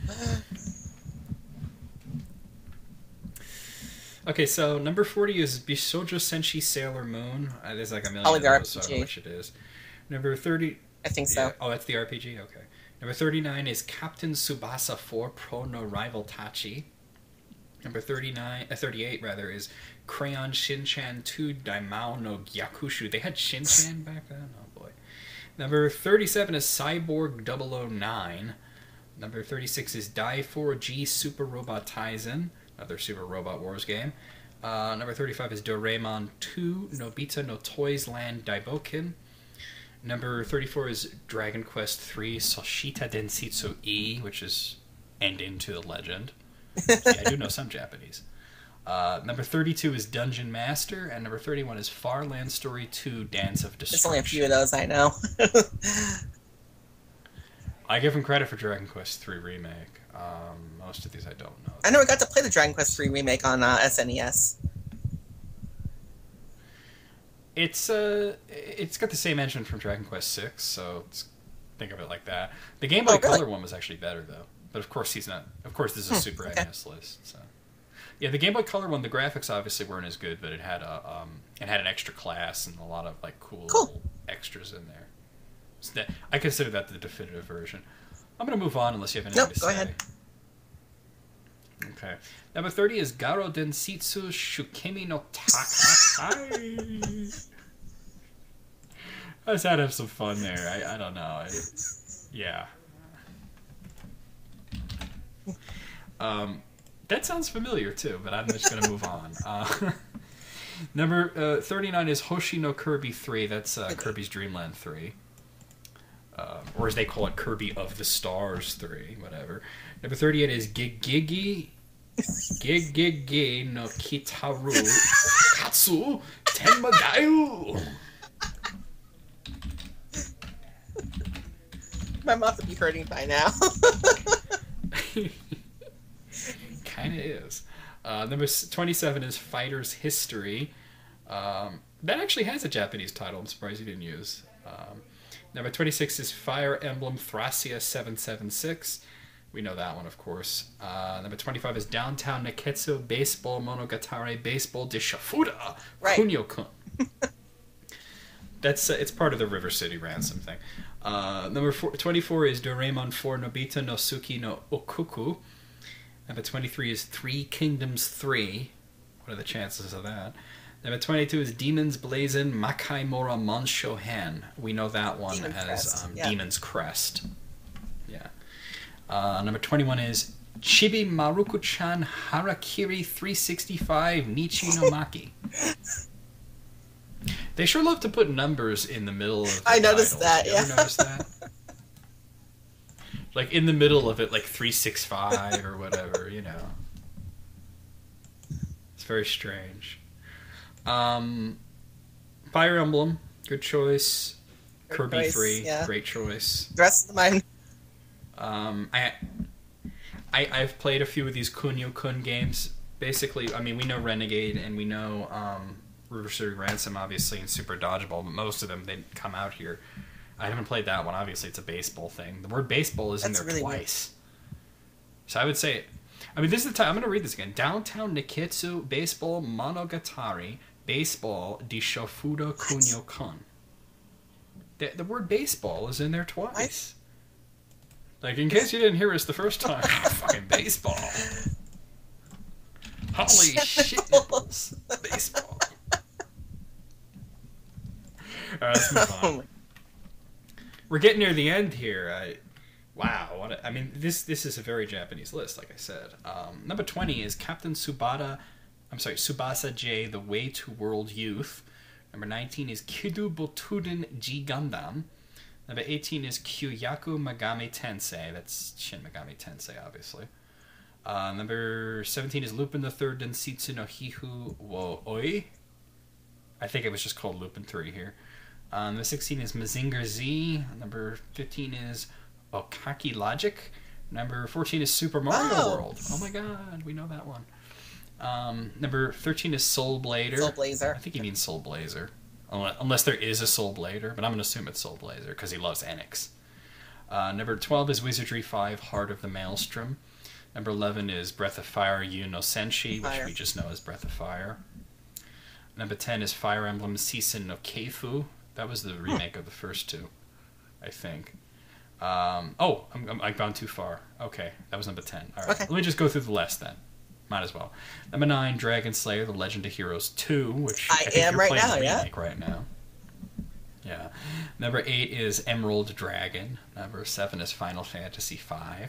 Number 6 is Dragon Quest V: Tenku no Hanayome, or Hand of the Heavenly Bride. Number 5 is Akumajo Dracula XX. He already had that on the list. That's 2 that's repeated. And apparently that's a huge difference because he had that way, way down on the list, and then he has it at number 5. So that's very, very big difference. Number 4 is Breath of Fire 2 Shime no Ko. We know that is Breath of Fire 2. Number 3 is Final Fantasy VI. At least he hasn't forgotten that one. I'm just wondering the 2 that beat Final Fantasy Chrono Trigger's probably one of them. You know, I want to say Super Metroid, but I know that Japanese people don't like Metroid. And I have a feeling this guy's definitely Japanese.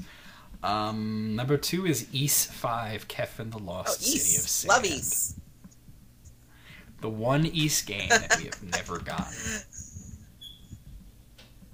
Hell yes. Number 1 is Chrono Trigger. Well, Ys and Chrono Trigger. Can't go wrong. Final Fantasy 6. Ys 5, Final Fantasy 6, and Chrono Trigger. Breath of Fire 2. Castlevania, like, twice. I mean, those are great games. But he's doubled up twice, though, on 2 games already. He definitely loves Enix and Capcom. Yeah, Enix and Capcom. Yeah, Enix and Capcom. I really, you know, because of the nature of the list, there's a lot of games on here that I am not familiar with. But based on what he does have on here, I'm going to err on the side of caution and say it's a good list. I do have to take off points for repeating games twice. One doesn't make sense because he has Castlevania Dracula X at number 5, and then he also has it at number 42. So which is it? Do you like it like a lot, or do you like it a little? You know. And then the other is strange because they're right next to each other. How could you? Yeah, that was make a little that odd. mistake? So, yeah. But out of 100, I'm going to give this a 72. I'm going to say a 75, actually. A little bit higher, just in case he's got some games on there that I really would like. So. Well, I think a few of these that you mentioned that you didn't know that I was familiar with, I think you would like them. But, you know, like I said, I'm erring on the side of caution here. He did have some things on here that I don't like. Lord of the Rings is a terrible game. I bought that. That was my first and only instance of buying a game because of a license, and I learned my lesson. And a horrible lesson it was, too. Ugh, terrible game. And I never beat it because it gets so stuttering on the last boss that it's like impossible. Because it's trying to control like a million sprites. Not even it's like 10, you know what I mean? It's the Fellowship of the Balrog. Your best bet is that he kills everybody but Gandalf and Frodo and Aragorn. And we're not even joking here, people. It's quite literal that it's so laggy, it's unbelievable. Really.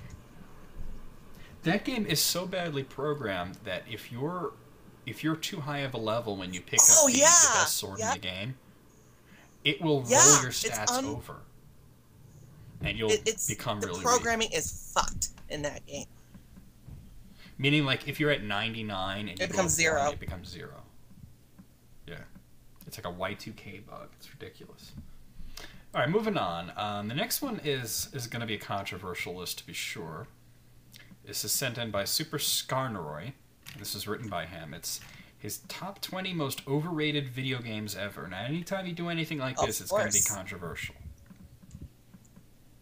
So let's see. He has his own notes on each of these lists, each of these items on the list. So I'm going to read those there. Not good. Sorry, I'm just responding to someone. Okay, so number 20 is The Legend of Zelda for NES. Starting off on a really bad foot here. He says it is short and the graphics are below par even for the time. No, that's not even true. Completely untrue. That's not even true, because when you consider the year that it came out, it was actually a very good game, and it was actually a huge selling point for Zelda was the graphics. And as for being short, it was also one of the longest games released for the NES at the time. We didn't have Final Fantasy. Exactly. Thank you for saying that. Yeah. So that's bullshit. Number 19 is Sonic Generations. That's the new one. I'm not surprised by that. Let's see what he says. Just takes the same levels from the older games and changes them a little bit, and the story makes more sense. Well, I mean, honestly, how overrated can it be when everybody knows it's not a good game? Terrible? So yeah. Yeah, how overrated could it really? I guess the fans like it. I don't know. Number 18. Okay, I do agree with this one actually. It's a good game, but it is overrated. Number 18 is Super Mario 64. He says super easy and simple, boring boss fights, and that is true. It was easy. And it barely had any bosses. True. It is a great game, but it is true, though. Yeah. Number 17 is Kirby Superstar.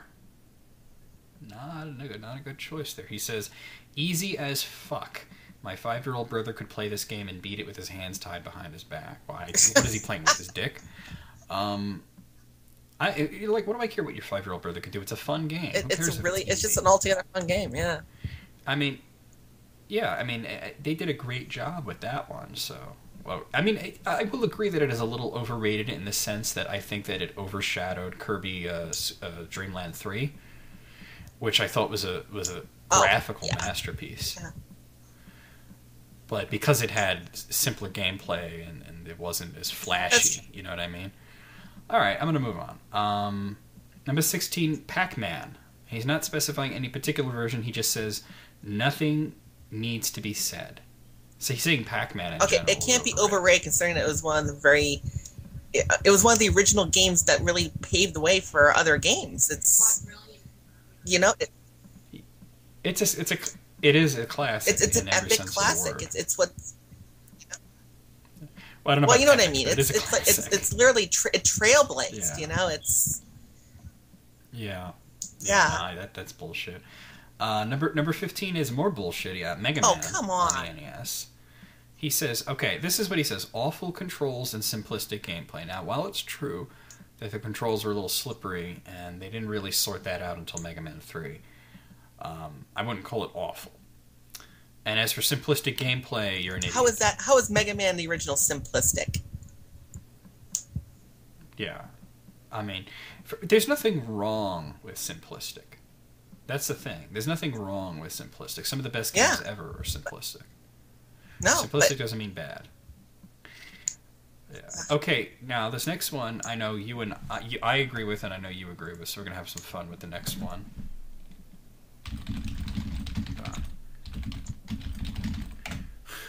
I love people IM me and they say, hey, I got a few minutes. I'm like, well, I don't. Number 14 is Earthbound for the Super NES. I agree. He says, the music is a clusterfuck of random sounds and the graphics suck balls. Too fucking true. Honestly, though, I gotta say, is that really what you're complaining about? What about the fact that the story is nonsense? As I said, the story doesn't make any sense whatsoever. Yeah. The characters are not even anything. Yeah. It's ridiculous. Yeah. The whole game's ridiculous. Sorry, fans, it's ridiculous. Yeah. Number 13, I can't disagree more with this, is Super Mario Galaxy 2 for the Wii. No! He actually put that on here, yeah. He says it's the same game as the first, except with worse music, and the final boss fight was much worse. First of all, the final boss fight was almost exactly the same, except that they added a whole extra part to it, and it made it harder, so maybe that's what he didn't like. And as for it having worse music, I thought it had better music. Not even close. Yeah, I thought they both had great music.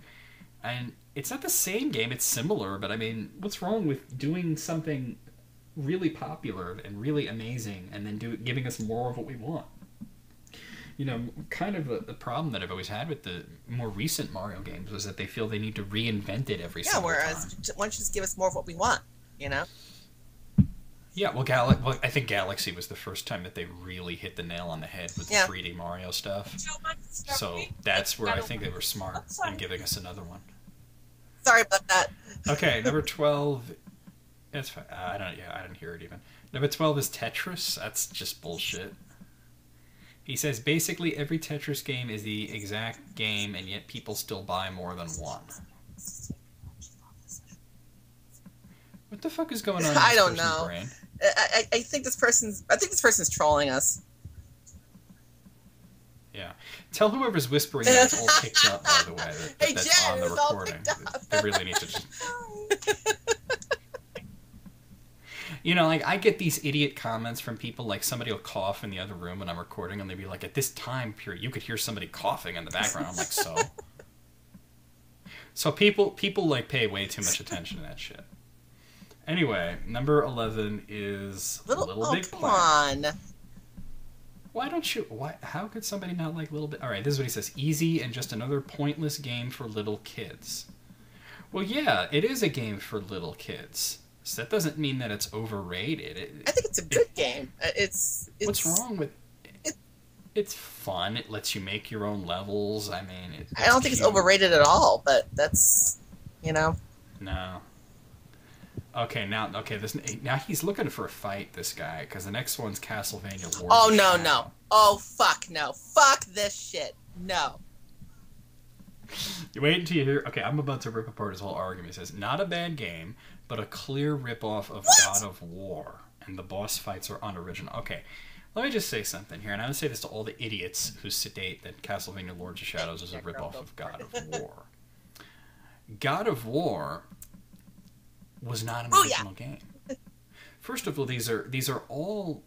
First of all, I want to point out that these are all evolutions of the brawler genre. I mean, this all goes back to, like, Double Dragon and Final Fight and Battletoads, and these are the same game. These brawlers.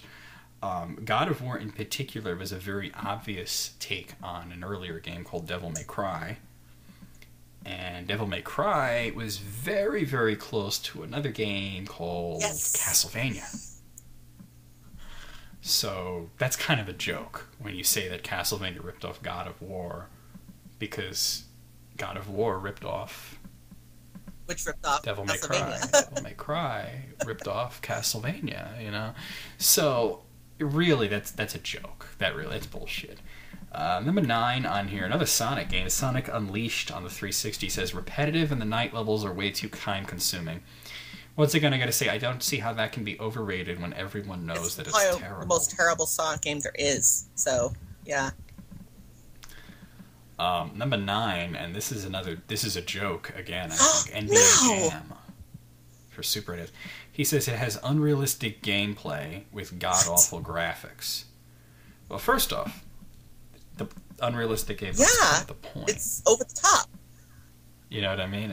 It's an arcade sports game. I mean, is it realistic that you have your baskets on fire and it's like, come on. Yeah. That doesn't really this guy said that doesn't really happen.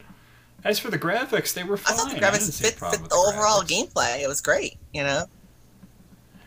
Once again, okay, this guy is looking for a fight. And here's another one, Dragon Quest. You know what? I'm going to let you take care of that one. Just crappy characters and repetitive gameplay. No. I'm not even going to bother countering that. I'm just going to say his mother was a whore. Sweet. Moving on. Number 6 is Wii Sports. All right. It says, game made for grandparents, yet some actually think it's fun. I don't know how overrated it is. It's like a tech Isn't thing, it like an included type thing, you know? Yeah, it's a pack-in. I mean, you don't really hear anybody going around raving about Wii Sports. Yeah, how overrated it really is. So I don't know about that. Number 5 is Metal Gear Solid 3 Snake I don't like Eater. Metal Gear Solid games, so. Lame story and basically the same as Metal Gear Solid 2. I don't like Metal Gear either, but even I recognize that was probably the best one. Yeah, I mean. So, I mean, it certainly had the best soundtrack. Yeah. This guy's looking for a fight. He's an idiot. I think he's a provocateur, you know what I'm saying? Oh, I lost my spot here. Where was I? Number 4. Are you kidding me? You kidding me? This guy's a fucking moron. Shadow of the Colossus. Yeah. Okay, no. I gotta talk about this real quick. Dude. Wait, let me read what he said before you counter, because I know you want to counter. Story is confusing as hell, and 90% of the game is spent getting to the next Colossus on an empty planet. And you fucked your mother last night. Go ahead. Yeah. And you didn't even make Dude, the game is a masterpiece. It is... If you're confused, honestly, it had a very simple story. If you're confused by the story, it's a very simplistic story. It wasn't Shakespeare. It was the game is hailed as a masterpiece for good damn reason. See, I don't think this guy talks to very many people, because I'm looking at this next one. It's Call of Duty 3. And he says, most consider best in the series, even when the gameplay is very repetitive in this one now.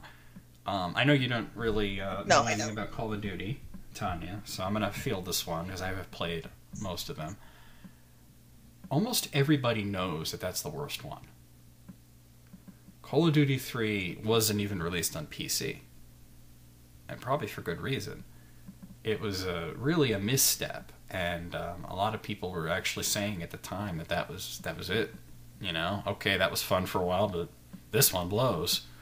And then Modern Warfare came out and sort of, repopularized it.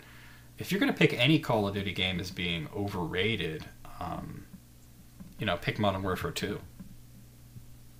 But really, nobody likes Call of Duty 3.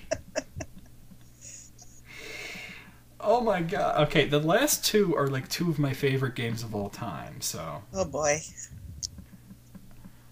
Number 2 is The Wind Waker, actually. Legend of Zelda The Wind Waker. He says, stupid cartoonish look, and the sailing is super boring. No memorable characters as well. This guy's a troll. He's not even... No, he's a troll. Serious. Fucking troll. Number 1 is Skyrim. I'm not even going to read what he wrote about Skyrim. I'm just going to give his list a 1 out of 20 and move on. He even got a few right, but I'm giving him a 1 out of 20. I have to agree. 1 out of 20. Fuck it. Even the 1 point is for Earthbound. That's full of troll. Oh. All right, moving on. Yeah, he's just messing with people. All right. Okay, we have 2 lists sent in by The Return of Kala Yuga. Wow.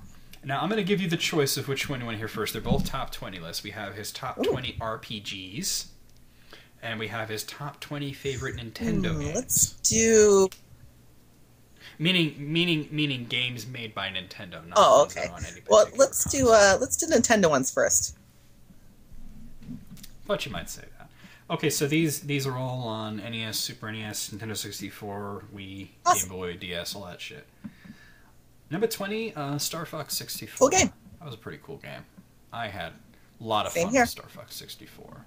And you don't really, you know what? You don't. No, see you that don't on actually. It's kind of. So yeah. Number 19 is Donkey Kong Country 2. Awesome game. Loved it. If you're gonna pick any Donkey Kong Country, pick that one. I hope that's the only one on here. Now. Number 18 is Legend of Zelda Majora's Mask. I didn't really. Yeah, I'd rather he put like Ocarina of Time or something like that, but yeah. Yeah. Well, just looking at it, there are multiple Zelda games on here, so at least, yeah. Number 17 is Super Mario Sunshine. That's another one that you don't see on a lot of these lists, and I like Sunshine. So I actually consider that to be a very. I think it's underrated. I don't think it's. I'm not a huge fan, but I do like it. It's a good game. Oh, Galaxy blew it away, but I think it was too hard for a lot of people who were used to the Mario games. They were very easy. And Sunshine was not easy. Number 16 is Paper Mario. I assume he means the first awesome one. Game. That was a cool game. Number 15 is... number 15 is Donkey Kong Country. It's not better than the second one. Nostalgia factor, maybe. You never... It must be, yeah. Number 14 is Super Mario RPG. Awesome. Yeah. Number 13 is Legend of Zelda Link's Awakening. Yeah, it's good. Better than Majora's Mask. Not one of my favorite Zeldas, but there we go. Number 12 is New Super Mario Bros. Wii. I really enjoyed that one, actually. I gotta say, though, you gotta play it with either by yourself or with one other person that is of equal skill to you. If you try and do the whole party thing where you're playing as 4 people, it's just gonna be a nightmare. You're gonna get into fights. Awful. I mean, Penny Arcade called it the divorce edition. I can tell why, our Brandy got into some fights with her husband that were starting. Really? Super Mario Bros. Yeah. Number 11 is Super Mario Bros. 2. Game. Yep. Also underrated. A lot of people bitch, it's not a real Mario game. Yeah, fuck you. Number 10 is The Legend of Zelda Wind Waker. Love that game. Cel-shaded graphics for the win.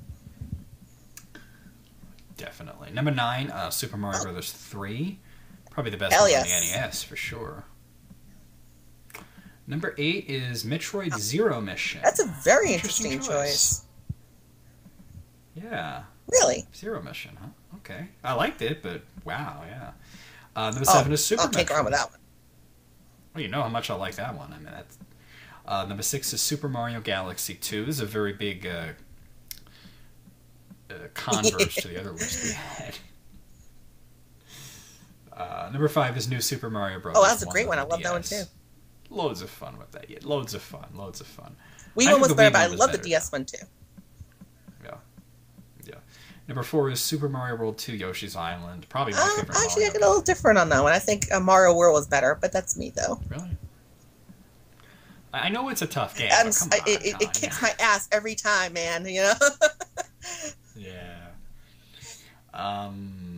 It is a graphical masterpiece, though. You can't deny that. Number 3, Legend of Zelda: Link to the Past. If you're not gonna pick Wind Waker's that's my personal favorite. So yeah. Number two is Super Mario 64. Like I said, I do think it's overrated. But, it's a good game. I think it's definitely the nostalgia factor.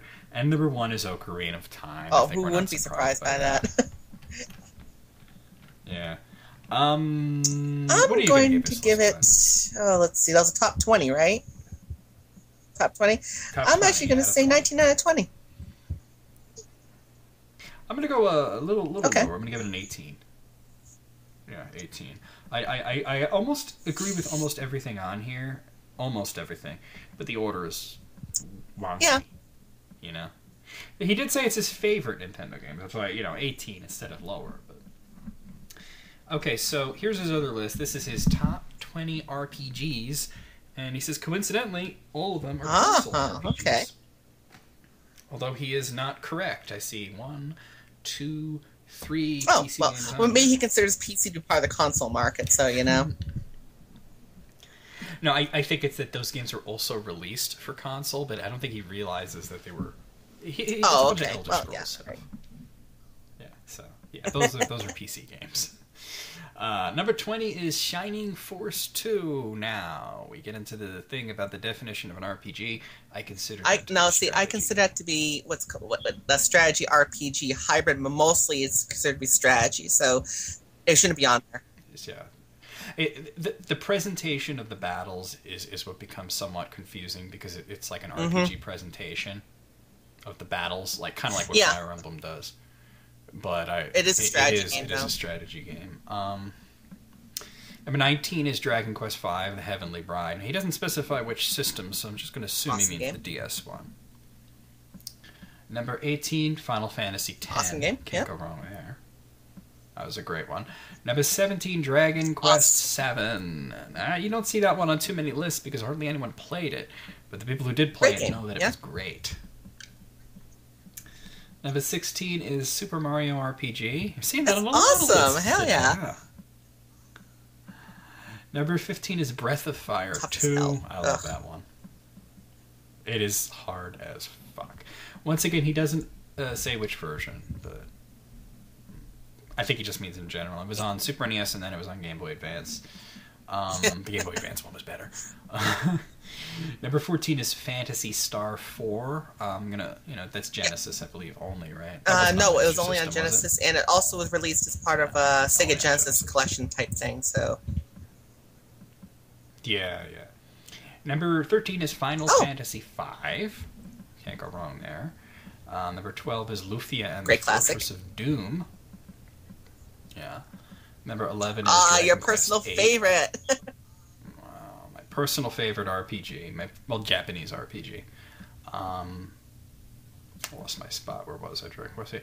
Number 10 is the original Breath of Fire. It's interesting because I don't think that the original was better than 2. definitely better than the original, but yeah. Yeah. And just looking down this, he doesn't have 3 or 4 on here, so it's kind of weird. I guess he hadn't played them, probably. So if you played 3 and 4, you know they're better. Yeah. Number 9 is Lufia 2 Rise of the Sinistrals. One of my favorites. Number 8, Dragon Quest 3. Another great one. Number 7, Elder Scrolls 4 Oblivion. That was on PC. Yeah. Number 6 is Secret of Mana. I didn't like it, but you know what? I love it. Overrated. Number 5 is Elder Scrolls 3 Morrowind, and props for putting Morrowind above Oblivion, because I did think Morrowind was overall Whereas a lot of people do believe Oblivion was better because of just the nature of it, but... Well, honestly, I mean, it's interesting because I had the whole argument with my friend Joe about which Iron Maiden album we prefer. And one of my favorite Iron Maiden album at the time was Brave New World, and his was Dance of Death, and we get into this whole argument, but then A Matter of Life and Death came out and kind of blew them both away. So I think that the Oblivion and Morrowind, I mean, we could sit there and argue with people over which one's better, but I think that we know Skyrim blew them all away, so yeah. Yeah. The next 3 are all Final Fantasy games, and I gotta say the order is very suspect. At number 4, he has Final Fantasy VI. Okay. At number 3, he has Final Fantasy IV. Really? And then it gets better. At number 2, he has Final Fantasy VII. What? I hate to point this out to you, Return of Kali Yuga, but I like 7 too. It was a great game. But to say 7 is better than 6 is like a form of sacrilege. To say 7 was better than 4 is... What? Yeah. Just what? I could forgive that. To say 4 is better than 6, that's like a matter of personal preference. But to say 7 is better than the 2 of them is kind of silly. I was just going to say, a lot of people came into the Final Fantasy series by playing 7, so it must be nostalgia. Yeah. Yes. And number 1 is the Elder Scrolls V. Skyrim, of course. Can't go wrong with that. Speaking of Skyrim, have you seen the Dawnstar? I thought it was Dawnstar. No, Dawnstar was a cell phone game. Dawnguard. Yeah. Dawnstar was a Elder Scrolls. I have seen the trailer, and it was terrible. It looks pretty cool, actually. Yeah. I mean, it looks like you also get to do like 2 distinctly different things. Like you could be a part of the Dawnguard, the vampires, or you could join the vampires and turn into a and like I'm thinking like there's already vampires in the game, but these they turn into monsters. They look like the vampires from it was Lords great. of Shadows, I was like, oh yes. Okay, so we still got more to do. Now this next one is kind of a very niche list. This was sent in by a very frequent contributor, Benny Gesserit. I never know if I'm saying this guy's name right, and I don't care. But just this is from toplessrobot.com. Great title for your fucking website there, guys. What the fuck is wrong with you? Written by James Daniels, it's 10 things David Lynch needlessly added to Dune. Say that one more time. How much of a... 10 things David Lynch needlessly added to Dune. Remember the movie Dune? Yes. And obviously it was different than the book, and this is a list bitching about the differences. Okay. I don't even want to read this, to be honest, but I'm gonna go through this really quickly. I haven't seen the movie. Just go through it real quick, because I'm not really familiar with it. So.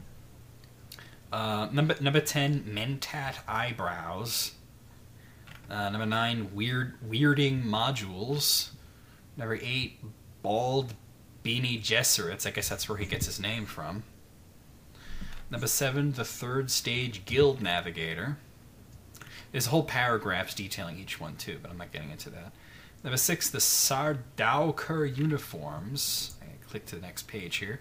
Number 5, that weird cat thing. I guess it's not even a name, huh? That weird cat thing.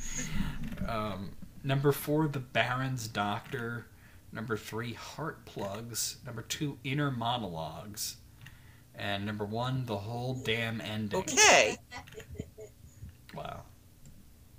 Well, you know, I also Dune. It got really bad reviews, and I hadn't read the book, so you know. How do you rate a list like this that you have like no knowledge of anything? You know, I'm gonna abstain in this case. To be honest, I'm gonna abstain because I don't. I can't evaluate it myself. I'm gonna have to say not applicable for me. So, you know. Yeah. Sorry, you gotta send us stuff that a little bit more universal. That's very specific. Now this is a really interesting list here, Tanya. Sent in by Uber McPhail Sauce. And this, I had actually seen this list myself previous, and I think it's a very interesting list. It's from listverse.com, written by Rushfan. It's 10 Christ-like figures who predate Jesus. Now, I have like no issue with Christians, you know. For the most part, they're very good people, but some of them could be a little obnoxious, yes. You know. And one of the things that they go on about is that they think that their religion is so unique, and that, you know, and I've heard them say this, that there had never been a god like Jesus Actually, before. There's been a god like Jesus in the Egyptian religion as well. So, yeah. Well, there's 10 of them on here that basically you can see how I've always, you know, people said that Jesus was like a real guy, and I think he was a composite of several different people, to be honest. And you can kind of see where that idea comes from in this list. So here we have number 10. I do have to go into a little bit of detail on these to see why they're like that. So, yeah. Number 10 is Buddha. It says, both went to the temples at age of 12, where they were said to have been astonished all with their wisdom. Both supposedly fasted in solitude for a long time. Buddha for 47 days, Jesus for 40. Both wandered to a fig tree at the conclusions of their fasts. Both were about the same age when they began their public ministry. Very. So you can see a lot of very, very clear parallels there between Buddha and Jesus. Number 9 is Krishna. Okay. According to Bhagavata Purana, some people believe Krishna was born without a sexual union by mental transmission from the mind of Vasudeva into the womb of Devaki, his mother. Christ and Krishna were both called God and the Son of God. Both were sent from heaven to earth in the form of a man. Both were called Savior and the second person of the Trinity. Krishna's adoptive human father was also a carpenter. A spirit or a ghost was their actual father. Krishna and Jesus were of royal descent. Both were visited at birth by wise men and shepherds, guided by a star. Angels in both cases issued a warning that the local dictator planned to kill the baby and had issued a decree for his assassination. The parents fled. Mary and Joseph stayed in Uttaraya, Krishna's parents, in Mathura. You could even see the similar name there. Both Christ and Krishna withdrew to the wilderness as adults and fasted. Both were identified as the seed of the woman bruising the serpent's head. Jesus was called the Lion of the tribe of Judah. Krishna was called the Lion of the tribe of Saki. It just goes on like this, you know. Both claimed, I am the resurrection. Both were without sin. Both were God-men, being considered both human and divine. Both performed many miracles, including the healing of disease. One of the first miracles that both performed was to make a leper whole. Each cured all manner of diseases. Both cast out indwelling demons and raised the dead. Both selected disciples to spread his teachings. Both were meek and merciful. Both were criticized for associating with sinners. Both celebrated a Last Supper. Both forgave his enemies, and both were crucified. Wow, talk about parallels. I mean, it's like the same archetype, you know? It's not even archetype, it's very specific. So Krishna is very close. That's only number 9. Number 8 is a one that a lot of people would be familiar with, Odysseus. Odysseus, really? Yes, Odysseus. Now, you don't think of Odysseus as being, you know, Christ-like figure because it wasn't a god, you know, but there are very strong parallels that go into there. Homeric tales about Odysseus emphasize his suffering life, just as in Mark, Jesus said that he too would suffer greatly. Odysseus is a carpenter, like Jesus. He wants to return his home, just as Jesus wants to be welcomed into his native home. Odysseus is plagued with an unfaithful and dim-witted companions who display tragic flaws. They stupidly open a magic bag of wind while Odysseus sleeps and release terrible tempests which prevent their return home. These sailors are comparable to Jesus' disciples who disbelieve Jesus, ask foolish questions, and show their general ignorance about everything. It's amazing that either Odysseus or Jesus ever managed to accomplish anything, given the companions they have, but this simply demonstrates the power and ability of one true leader who has a divine mandate to lead people out of darkness and into a brighter future. So that one's less specific, but you can kind of see where other aspects there's some characteristics there are very similar. I can see that. Yeah. Number 7 is Romulus. Huh. Yeah, another historical figure. Romulus is born of a Vestal virgin, which is a priestess of the hearth god Vesta, sworn to celibacy. His mother claims the divine impregnated her, yet this is not believed by the king. Romulus and his twin brother Remus are tossed in the river and left for dead. Romulus is hailed as the son of a god. He is snatched away to heaven by a whirlwind and makes his post-mortem appearances. In his work Numa Pompilus, Plutarch records that there was a darkness covering the earth before his death, just as there was during Jesus' death, according to Mark.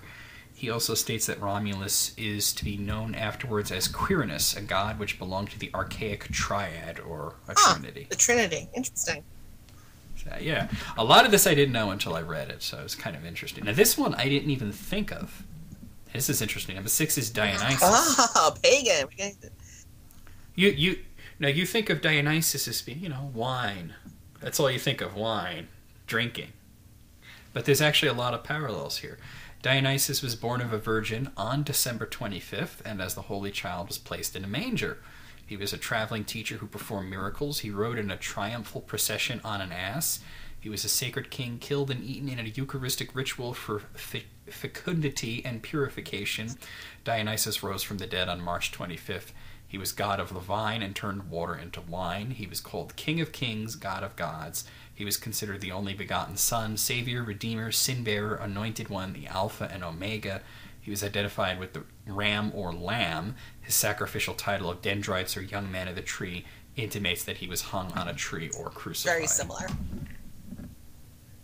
I didn't even know there were that many parallels with Dionysus. I just think of him as a little cherub chugging a bottle of wine, while peeing. Usually they have him peeing, too. I don't know why they do that, but a lot of those artists, man, they like peeing. Number 5 is Heracles. We know him as Hercules as well. Same basic person. Heracles is the son of a god, Zeus. It is recorded that Zeus is both the father and the great-great-great-grandfather of Heracles, just as Jesus is essentially his own grandpa, being both the root and offspring of David, as it says in Revelation. And he is part of a triune God, which is the father of Adam and eventually of Jesus. Both are doubly related to the supreme God. It goes on and on and on. Jesus is said to have done a very large number of good works. John said Jesus did many other things as well. If any of them were written down, I suppose that even the whole world would not have room for the books that would be written. Very similar thing was written about Heracles. For as regards the magnitude of the deeds which he accomplished, it is generally agreed that Heracles has been handed down as one who has surpassed all men, of whom memory from the beginning of time has brought down an account. Consequently, it is a difficult attainment to report each one of his deeds in a worthy manner, and to present a record which shall be on a level with labors so great, the magnitude of which won for him the prize of immortality. So basically the same thing. It's just a little more better written when they were talking about Heracles. Hera tried to kill Heracles as an infant by sending 2 serpents after him, yet Heracles survives by strangling them. This parallels Herod's slaughter of the innocents in an attempt to kill Jesus. Heracles makes a descent into Hades and returns from it with Theseus and Perithous, just as Jesus descends into the lower parts of the earth, or Hades. Though Jesus does not bring anyone up from it, Heracles' body is not found, and he is assumed to have been taken by the gods. After this, when the companions of Iolaus come to gather up the bones of Heracles and found not a single bone anywhere, they assume that in accordance with the words of the oracle, he had passed from among men into the company of the gods. Definitely some parallels. So, yeah, it's a little more esoteric than some of them, but yeah. Number 4 is, I never heard of this one. It's Glycon, and I had to look into it a little bit, but in the middle of the 100s AD, out along the south coast of the Black Sea, Glycon was the son of the god Apollo, who came to Earth through a miraculous birth, was the earthly manifestation of divinity, came to Earth in fulfillment of divine prophecy, gave his chief believer the power of prophecy, gave his believers the power to speak in tongues, performed miracles, healed the sick, and raised the dead. And if you think about the time period, that's about when they were writing the Bible, I was just thinking about that, yeah. Wow. Yeah. Number 3 is Zarathustra, also known as Zoroaster. That's more familiar to me, yeah. Yeah, well, Zarathustra is a little more familiar to me, but I'm going to say Zoroaster because it's a little easier to say. Zoroaster was born of a virgin, an immaculate conception by ray of divine reason. He was baptized in a river. In his youth, he astounded wise men with his wisdom. He was tempted in the wilderness by the devil. He began his ministry at the age of 30. Zoroaster baptized with water, fire, and holy wind. He cast out demons and restored sight to a blind man. He taught about heaven and hell, and revealed mysteries including resurrection, judgment, salvation, and the apocalypse. He had a sacred cup or grail. He was slain. His religion had a Eucharist. He was the Word made flesh. Zoroaster's followers expected a second coming in the virgin-born Saoshyant or Savior, who was to come in 2341 AD and begin his ministry at age 30, ushering in a golden age. So the only difference there is that they have a specific 300 date years that he's from now. supposed to reappear. Yeah, there you go. We'll all be dead. Number 2 is Attis of Phrygia. Attis was born on December 25th of the Virgin Nana. He was considered the savior who was slain for the salvation of mankind. His body, as bread, was eaten by his worshippers. He was both the divine Son and the Father. On Black Friday, he was crucified on a tree from which the holy blood ran down to redeem the earth. He descended into the underworld. After 3 days, he was resurrected. Now, that is very remarkably similar. Especially the blood sacrifice thing. That's basically what Christianity is all about. Very, very... That's pretty... Now, here is number 1, and this is really amazing, and you mentioned an Egyptian god. I was, talking about Horus? Yes. Yeah. Horus basically is Jesus. And I'll read what they put here.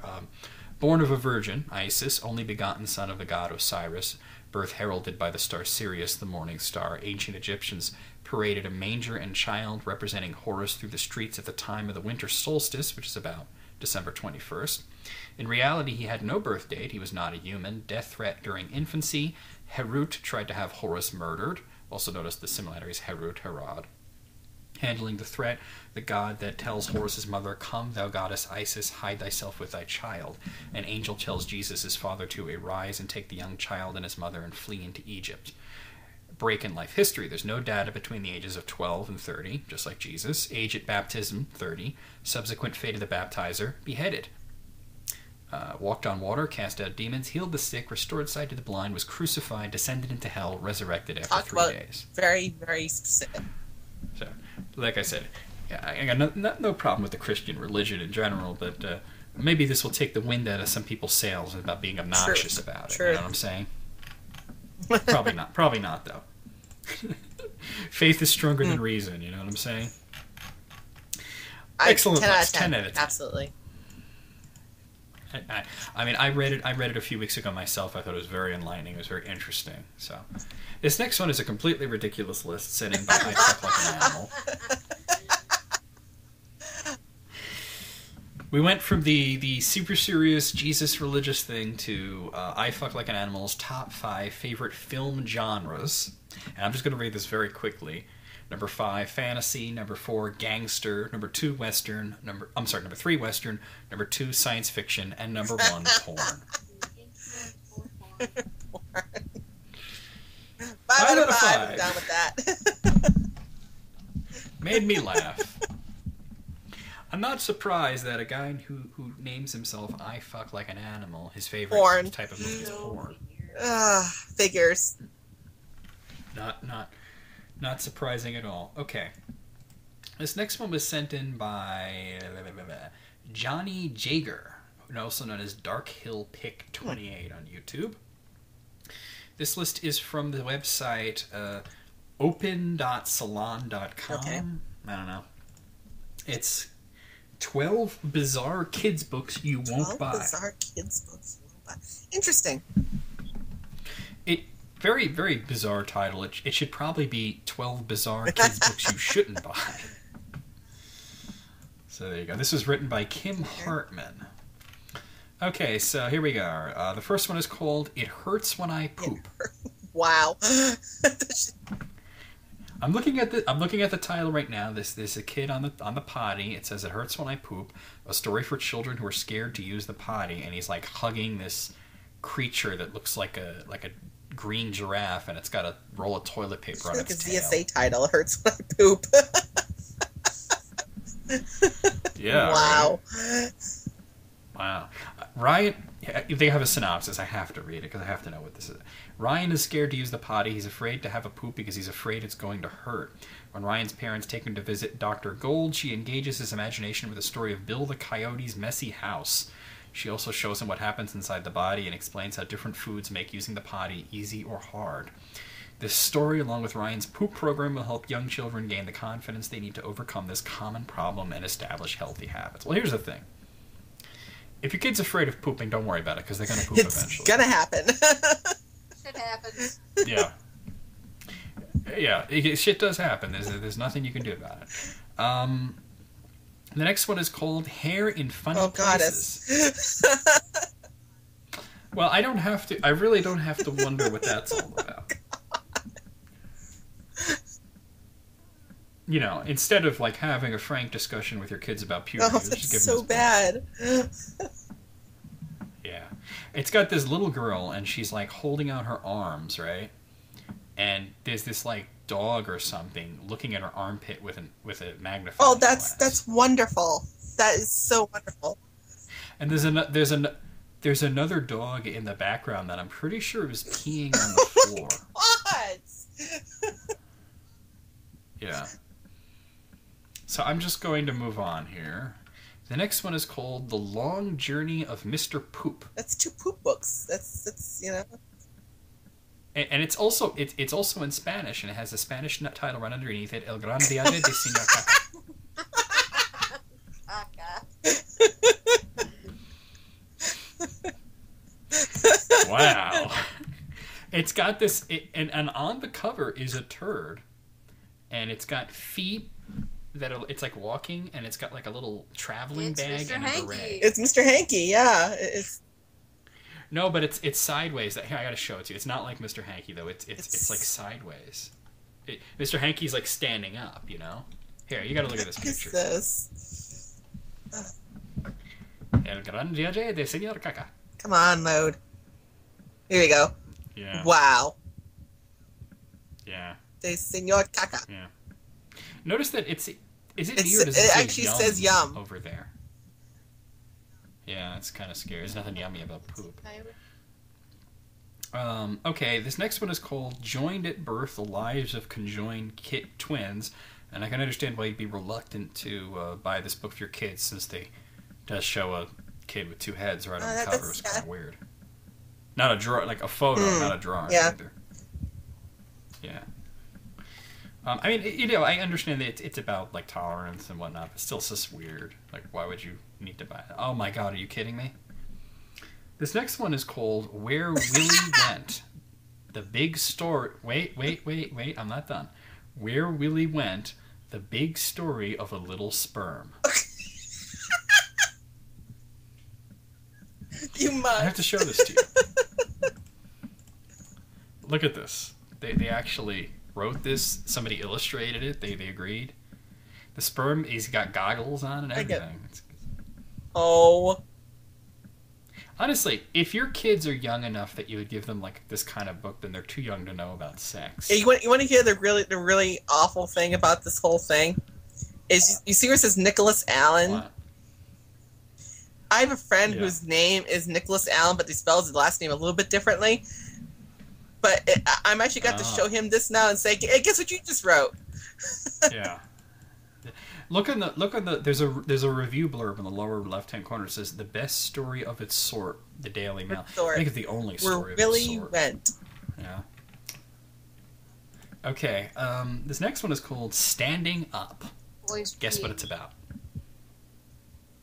Yes. It's a children's book, I guess, trying to explain that boys should stand up to pee. Lest you have to redecorate your bathroom on a daily basis. Well, actually, if you don't want to do that, you should have them sit down. 2 words. Dirty daycare. Oh. Yeah. Oh, wow. That was not. It was both. It was poop. Yeah, that was everything. The next one is called I Wish Daddy Didn't Drink So Much. I wish Daddy didn't. Oh my God. That's terrible. That is so horrible. You're white trash if you have to buy your kids this book. Well, honestly, then who's buying I know, them? right? Not the daddy. No. Yeah. Oh wow, really? Okay, the next one is called, and I'm sure they have a very good message here, but there's a very unfortunate title. It's called "Who Cares About Disabled People?" What? No, I think that they're trying to say that you That's should the most care. horrible title. It's just it's a very bad title. That's such a horrid title. Yeah. Who cares about disabled people? Oh my God. Moving on. The next one is called 1, 2, 3, Pull. My finger? What the hell is this about? Well, it's got a bunch of farm animals on the cover, and it looks like they're playing, tug of war. So let me read what it says. The chicken is trying to pull a nice juicy worm out of the ground, but it's not budging. So she enlists the help of the rabbit, but the two of them still can't do it. Soon the whole barnyard is helping her pull when the satisfying circular story or the repetitive refrain will have even the youngest readers wanting to help pull on that stubborn worm. The chicken appears to be in the most compromising position and a bit too sexual for many adult readers. Oh, well, I don't think there's anything wrong with the story. It's just the art on it is funny because it looks like the chicken's getting fucked in the ass. Oh my God, I'll send you a picture. Let's see. It looks like they're having a bus fuck orgy, to be honest. But the chicken looks like the chicken is really getting it. That does not look good at all. Yeah. This next one is called Ma, There's Nothing to Do Here, which, based on the art, is something that's being said by a baby in the womb. So I'm guessing the baby's in the womb and he's born. That's great. Yeah. It even has a subtitle, A Word from Your What you want? Baby Like what you want? Nintendo Wii in your womb or something like that? You know? Well, if you could manage that. Okay, now this is really terrible. There's no reason this book should... Okay, so this is a children's book, obviously it's from Japan, and it's called Hiroshima no Pika. Oh boy. Yeah. Oh, we all know what that's about. Yeah. Now, perhaps the strangest part about it is they still managed to put... Even though it's a children's book, and it's about, their Hiroshima getting destroyed by a nuclear weapon, they still managed to put boobs on the cover. I'm sending you the cover right now. There's so many wrong things going on there. Let's see. Yeah.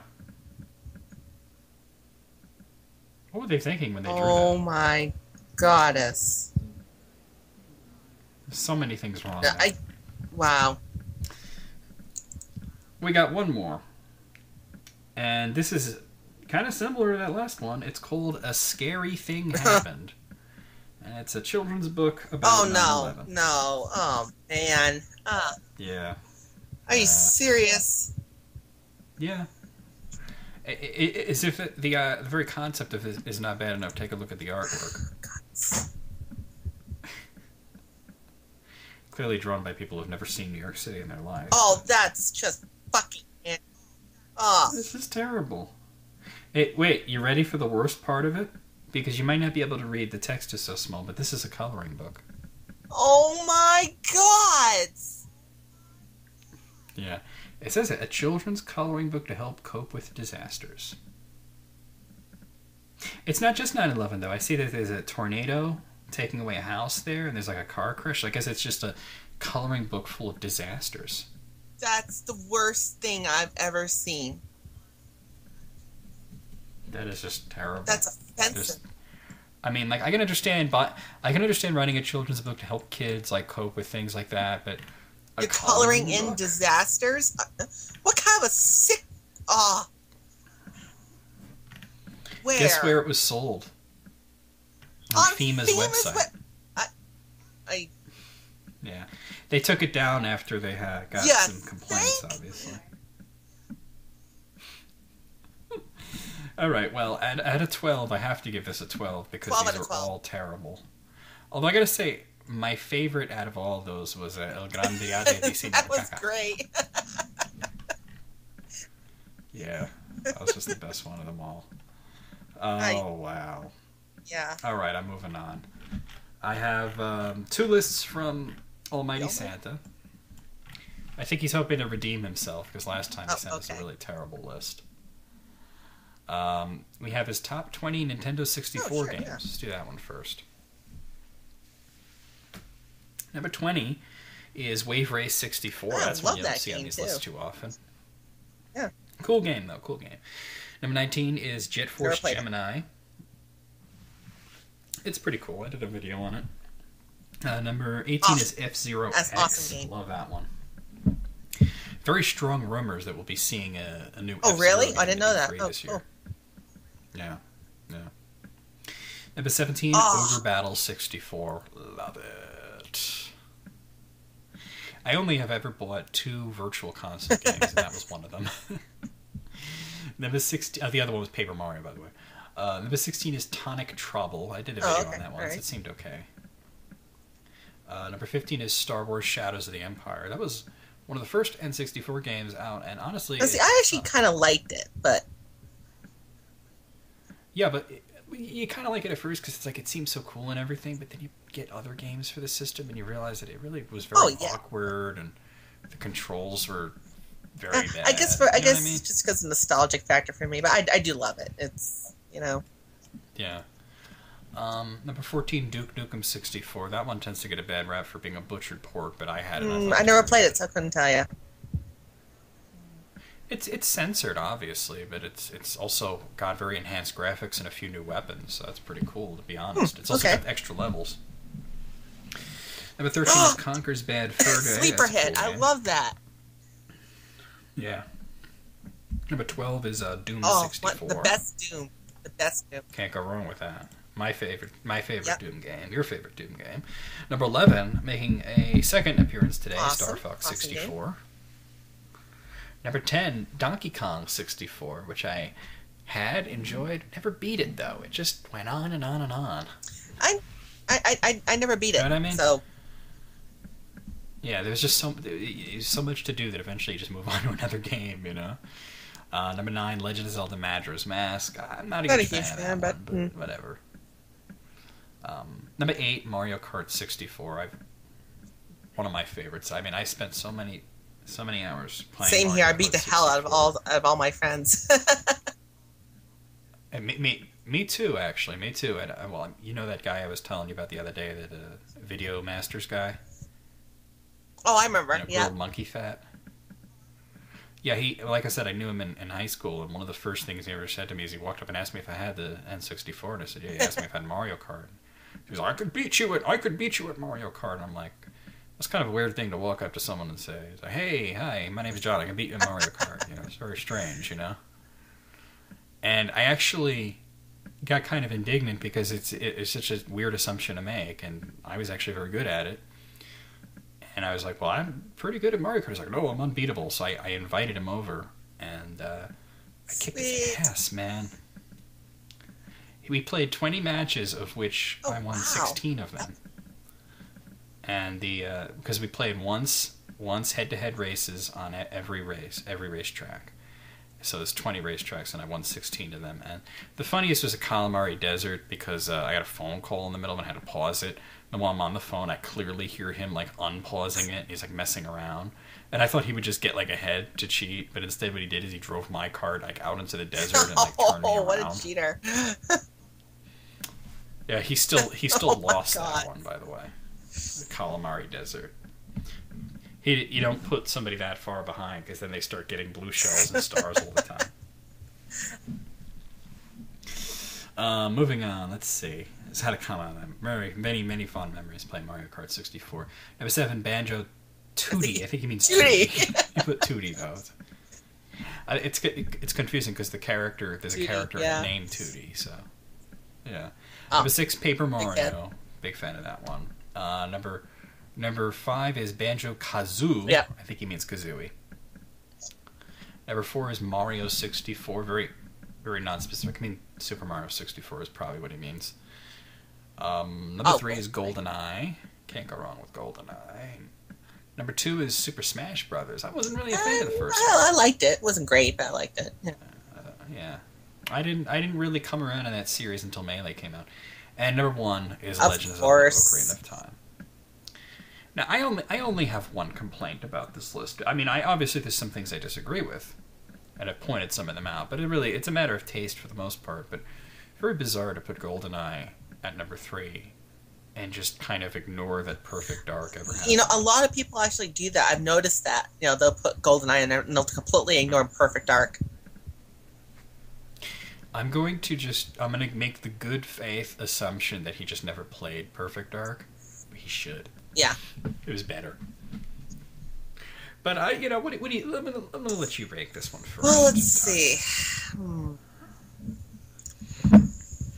And that was out of 20, huh? 20. I agree with most 20, of it. I'm going to say 18. Yeah. I'm going to go with a 16 on this one. Good list, not just didn't blow my socks off or nothing. And his other list is our final scheduled list of the day. And this is not a numbered list. He has ranked a whole bunch of the Sonic games from worst to best. Now, because the way he's done this, I'm going to say, should we start from the best and work our way down, or should we start from the worst and work our way up? Let's start from the best, actually. We'll get that over. Yeah. You know what? I think that's more fun. Yeah. So his pick for best is Sonic the Hedgehog 2. I don't personally agree, but it was a good one. After that, Sonic CD, which I didn't even like. I think that's overrated as hell. I think the level design is shit. I liked it. It was cool, but that's me. After that, he has Sonic Generations, specifically the DS version. I've not played it either. Played that. Actually, hold on. I don't think it's DS? Is it? I don't think it's on a DS. Is it? I think that would be on the 3DS. I'm looking it up right now, actually. Looking it up right now, because I believe that Sonic Generations was only on the 3DS. And that is correct. It was not on the DS. So he must mean 3DS, then. He must mean that. After that, he has Dr. Robotnik's Mean Bean Machine, which is an odd choice, but if you like puzzle games, he's specifying the Genesis version. If you like puzzle games, why not, right? I mean, I spent the last 2 days feverishly playing the arcade versions of Puzzle Bobble, so you know why. After that, Sonic and Knuckles, my personal favorite. Hell yes. Sonic 3. Sonic Adventure DX, GameCube version. The original Sonic the Hedgehog. And then Sonic Generations console versions, I assume that would be, the 360 and PS3 ones. Yeah. Then he has Sonic Adventures 2 DX. He says GameCube, and he has Xbox with a question mark over. Okay, it wasn't on Xbox. It was only on GameCube and PS2. And it was actually called Sonic Adventure 2 Battle, but we know what you mean. Then he has Sonic Colors. Sonic Advance 2, awesome. that was the best of the Advance games. Sonic Rush. Well, you know how I feel about that one. That one made me lose the will to play games for a while there. Sonic Advance 3. Really? Sonic Rush is better than Sonic Rush? Really? Oh, actually, wait. It wasn't Sonic Rush that I hated. It was this next one, Sonic Rush Adventure. That's the one that I really hated. Sonic Rivals. I've never Sonic Rivals? Did it... I know Sonic Heroes, but I'm looking this up now. Does he specify? Rivals. Yeah. Oh, wow. I've never even heard of this one. It's on PS. Really? Yeah. Actually, there was also a Sonic Rivals 2. Also, I've never even heard of it. I didn't even know that. It got mixed reviews, according to this. Probably the most kind was IGN. They gave it a 7.4 out of 10. The least kind, EGM gave it a 4 out of 10. Actually, wait, no. Yeah, I was the least kind, 4 out of 10 for EGN. But I didn't even know about Sonic Rivals, to be honest. Then we have Sonic Wave Riders. I have no idea. Once again, I'm going to have to look that one up real quick because I don't know what you're talking about. Sonic Wave Riders. No, there's no game called Sonic Wave Riders. He might mean Sonic Riders.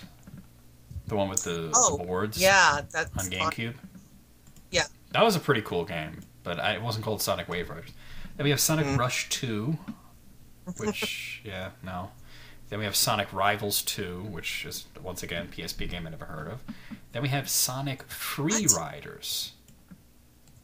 What? I know there's a game called Sonic Riders. I have it on GameCube. But maybe it's Free Riders. I'm looking at this. Okay, Free Riders was basically that same game, but it was on Xbox 360.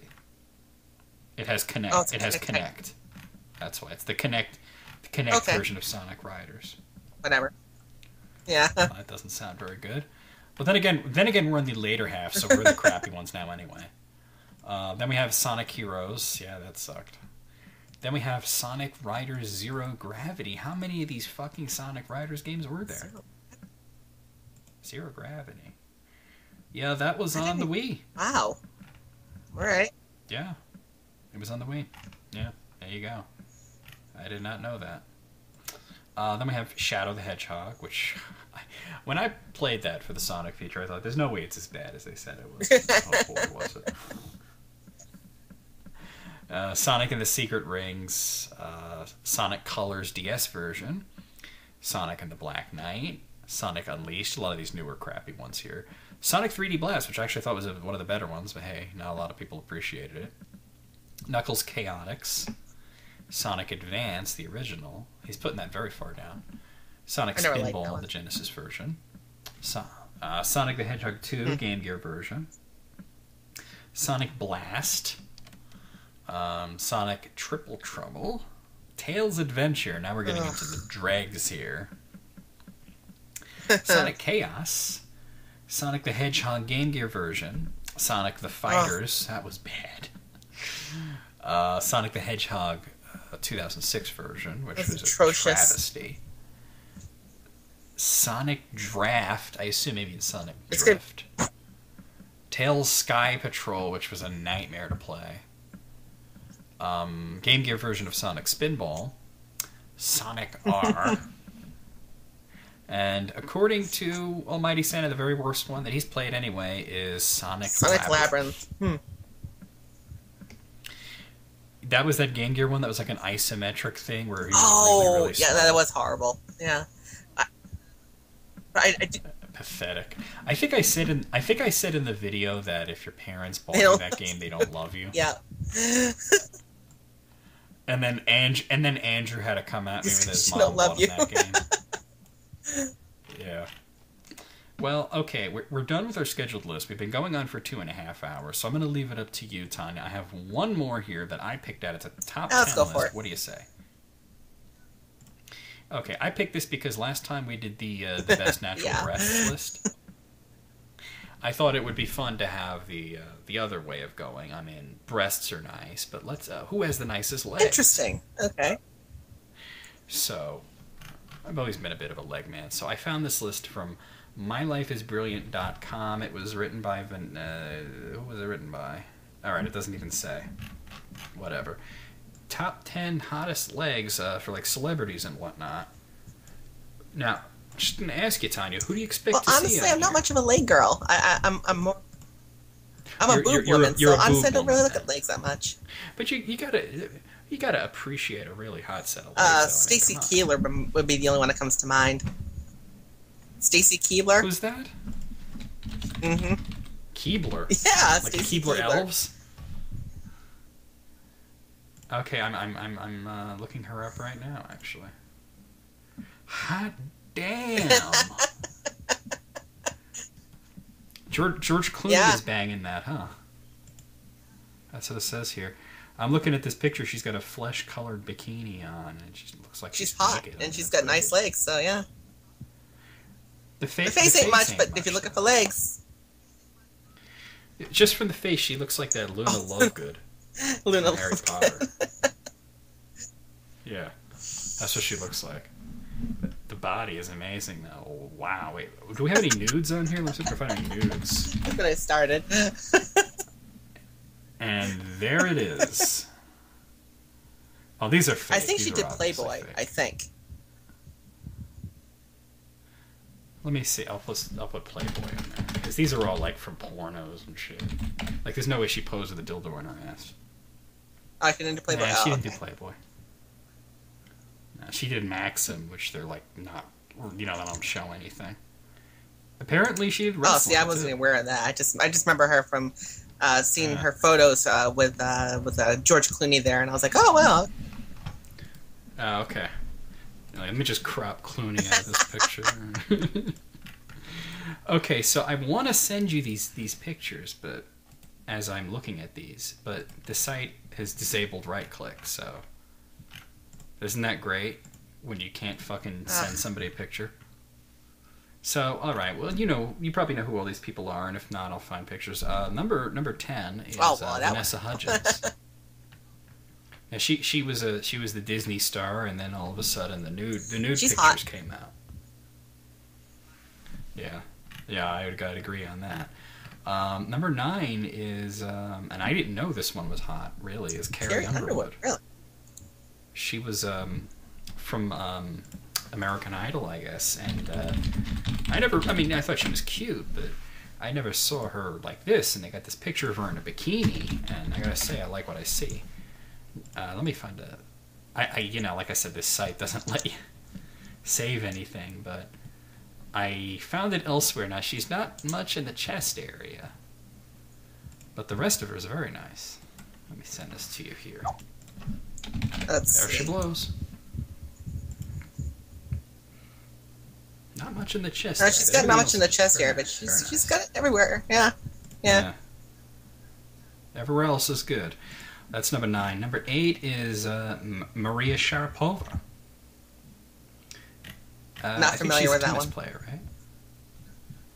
Maria Sharapova. I think she's a tennis player. This picture is amazing. Since I can't send it to you, I gotta try and find it on Google, which is a pain in the ass. If I realized this, I would have picked a different list. You know what I mean? Okay, there's like a million pictures of her. Bikini is what she was in. Oh, hot damn, there's so many pictures. Well, I'm just going to send you the first one. It's not the same one that I'm looking at, but it's I'll take nice. It's very nice. Yeah, let's see. There you go.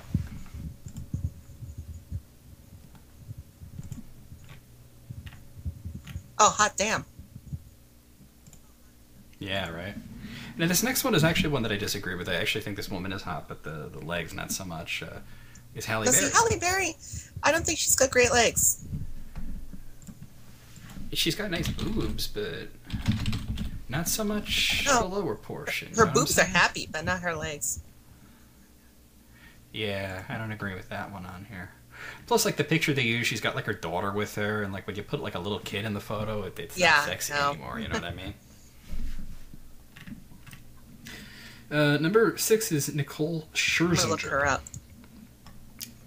She's it's impossible to spell, so I'll find her for you because I got it here.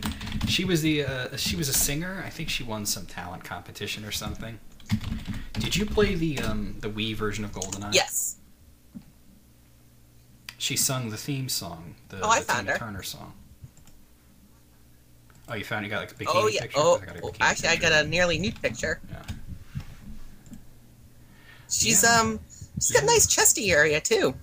Happy. Yeah. Got a nice everything. Okay, number 5 is Blake Lively. Blake Lively, of course. We all know who she is. Her. I never really looked at her legs that much, though. Really? Oh, I gotta send you this picture if I can find it really quickly. I mean, that's like her claim to fame, to be honest. Oh, here, I found the same exact picture that I'm looking at. I mean, she's got a nice everything, though. That's the thing about her. Everything's nice. There you go.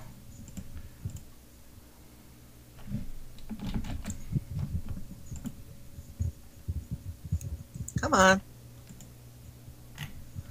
Fucking thing load. Thank you. Oh, wow. Yeah, right? There you go. This next girl, I've never heard of her. Irina Shayk. You ever heard of her? Well, like I said, I've never heard of her, but what I can tell is I like what I'm seeing, you know? So let me send you a picture. I got her in a bikini here. I have no idea who she is. She's just I've a already model seen or her. something. Oh, okay. Well, I'll just send it to you anyway. Hell yes. I just got an IM from Brandy. She's browsing a Christian nympho site. She is Tell her hilarious. I said hi. I just told her. She said she's laughing her ass off. She found this Christian nympho site. The mission of Christian nymphos is to teach married women to walk in sexual freedom with their husbands, so they'll be able to reach out and help free the women in their lives. That's so specific. Number 3 is Naomi Campbell. Now I gotta say, she is certainly toned the hell out. She looks like she can kick my ass. Let me see. Oh yeah, she's definitely got it going on now. Yeah. Yeah. Number 2 is Bar Raffaelli. Who? Don't know if you know. She's a pretty famous model, I think. Let me find a name.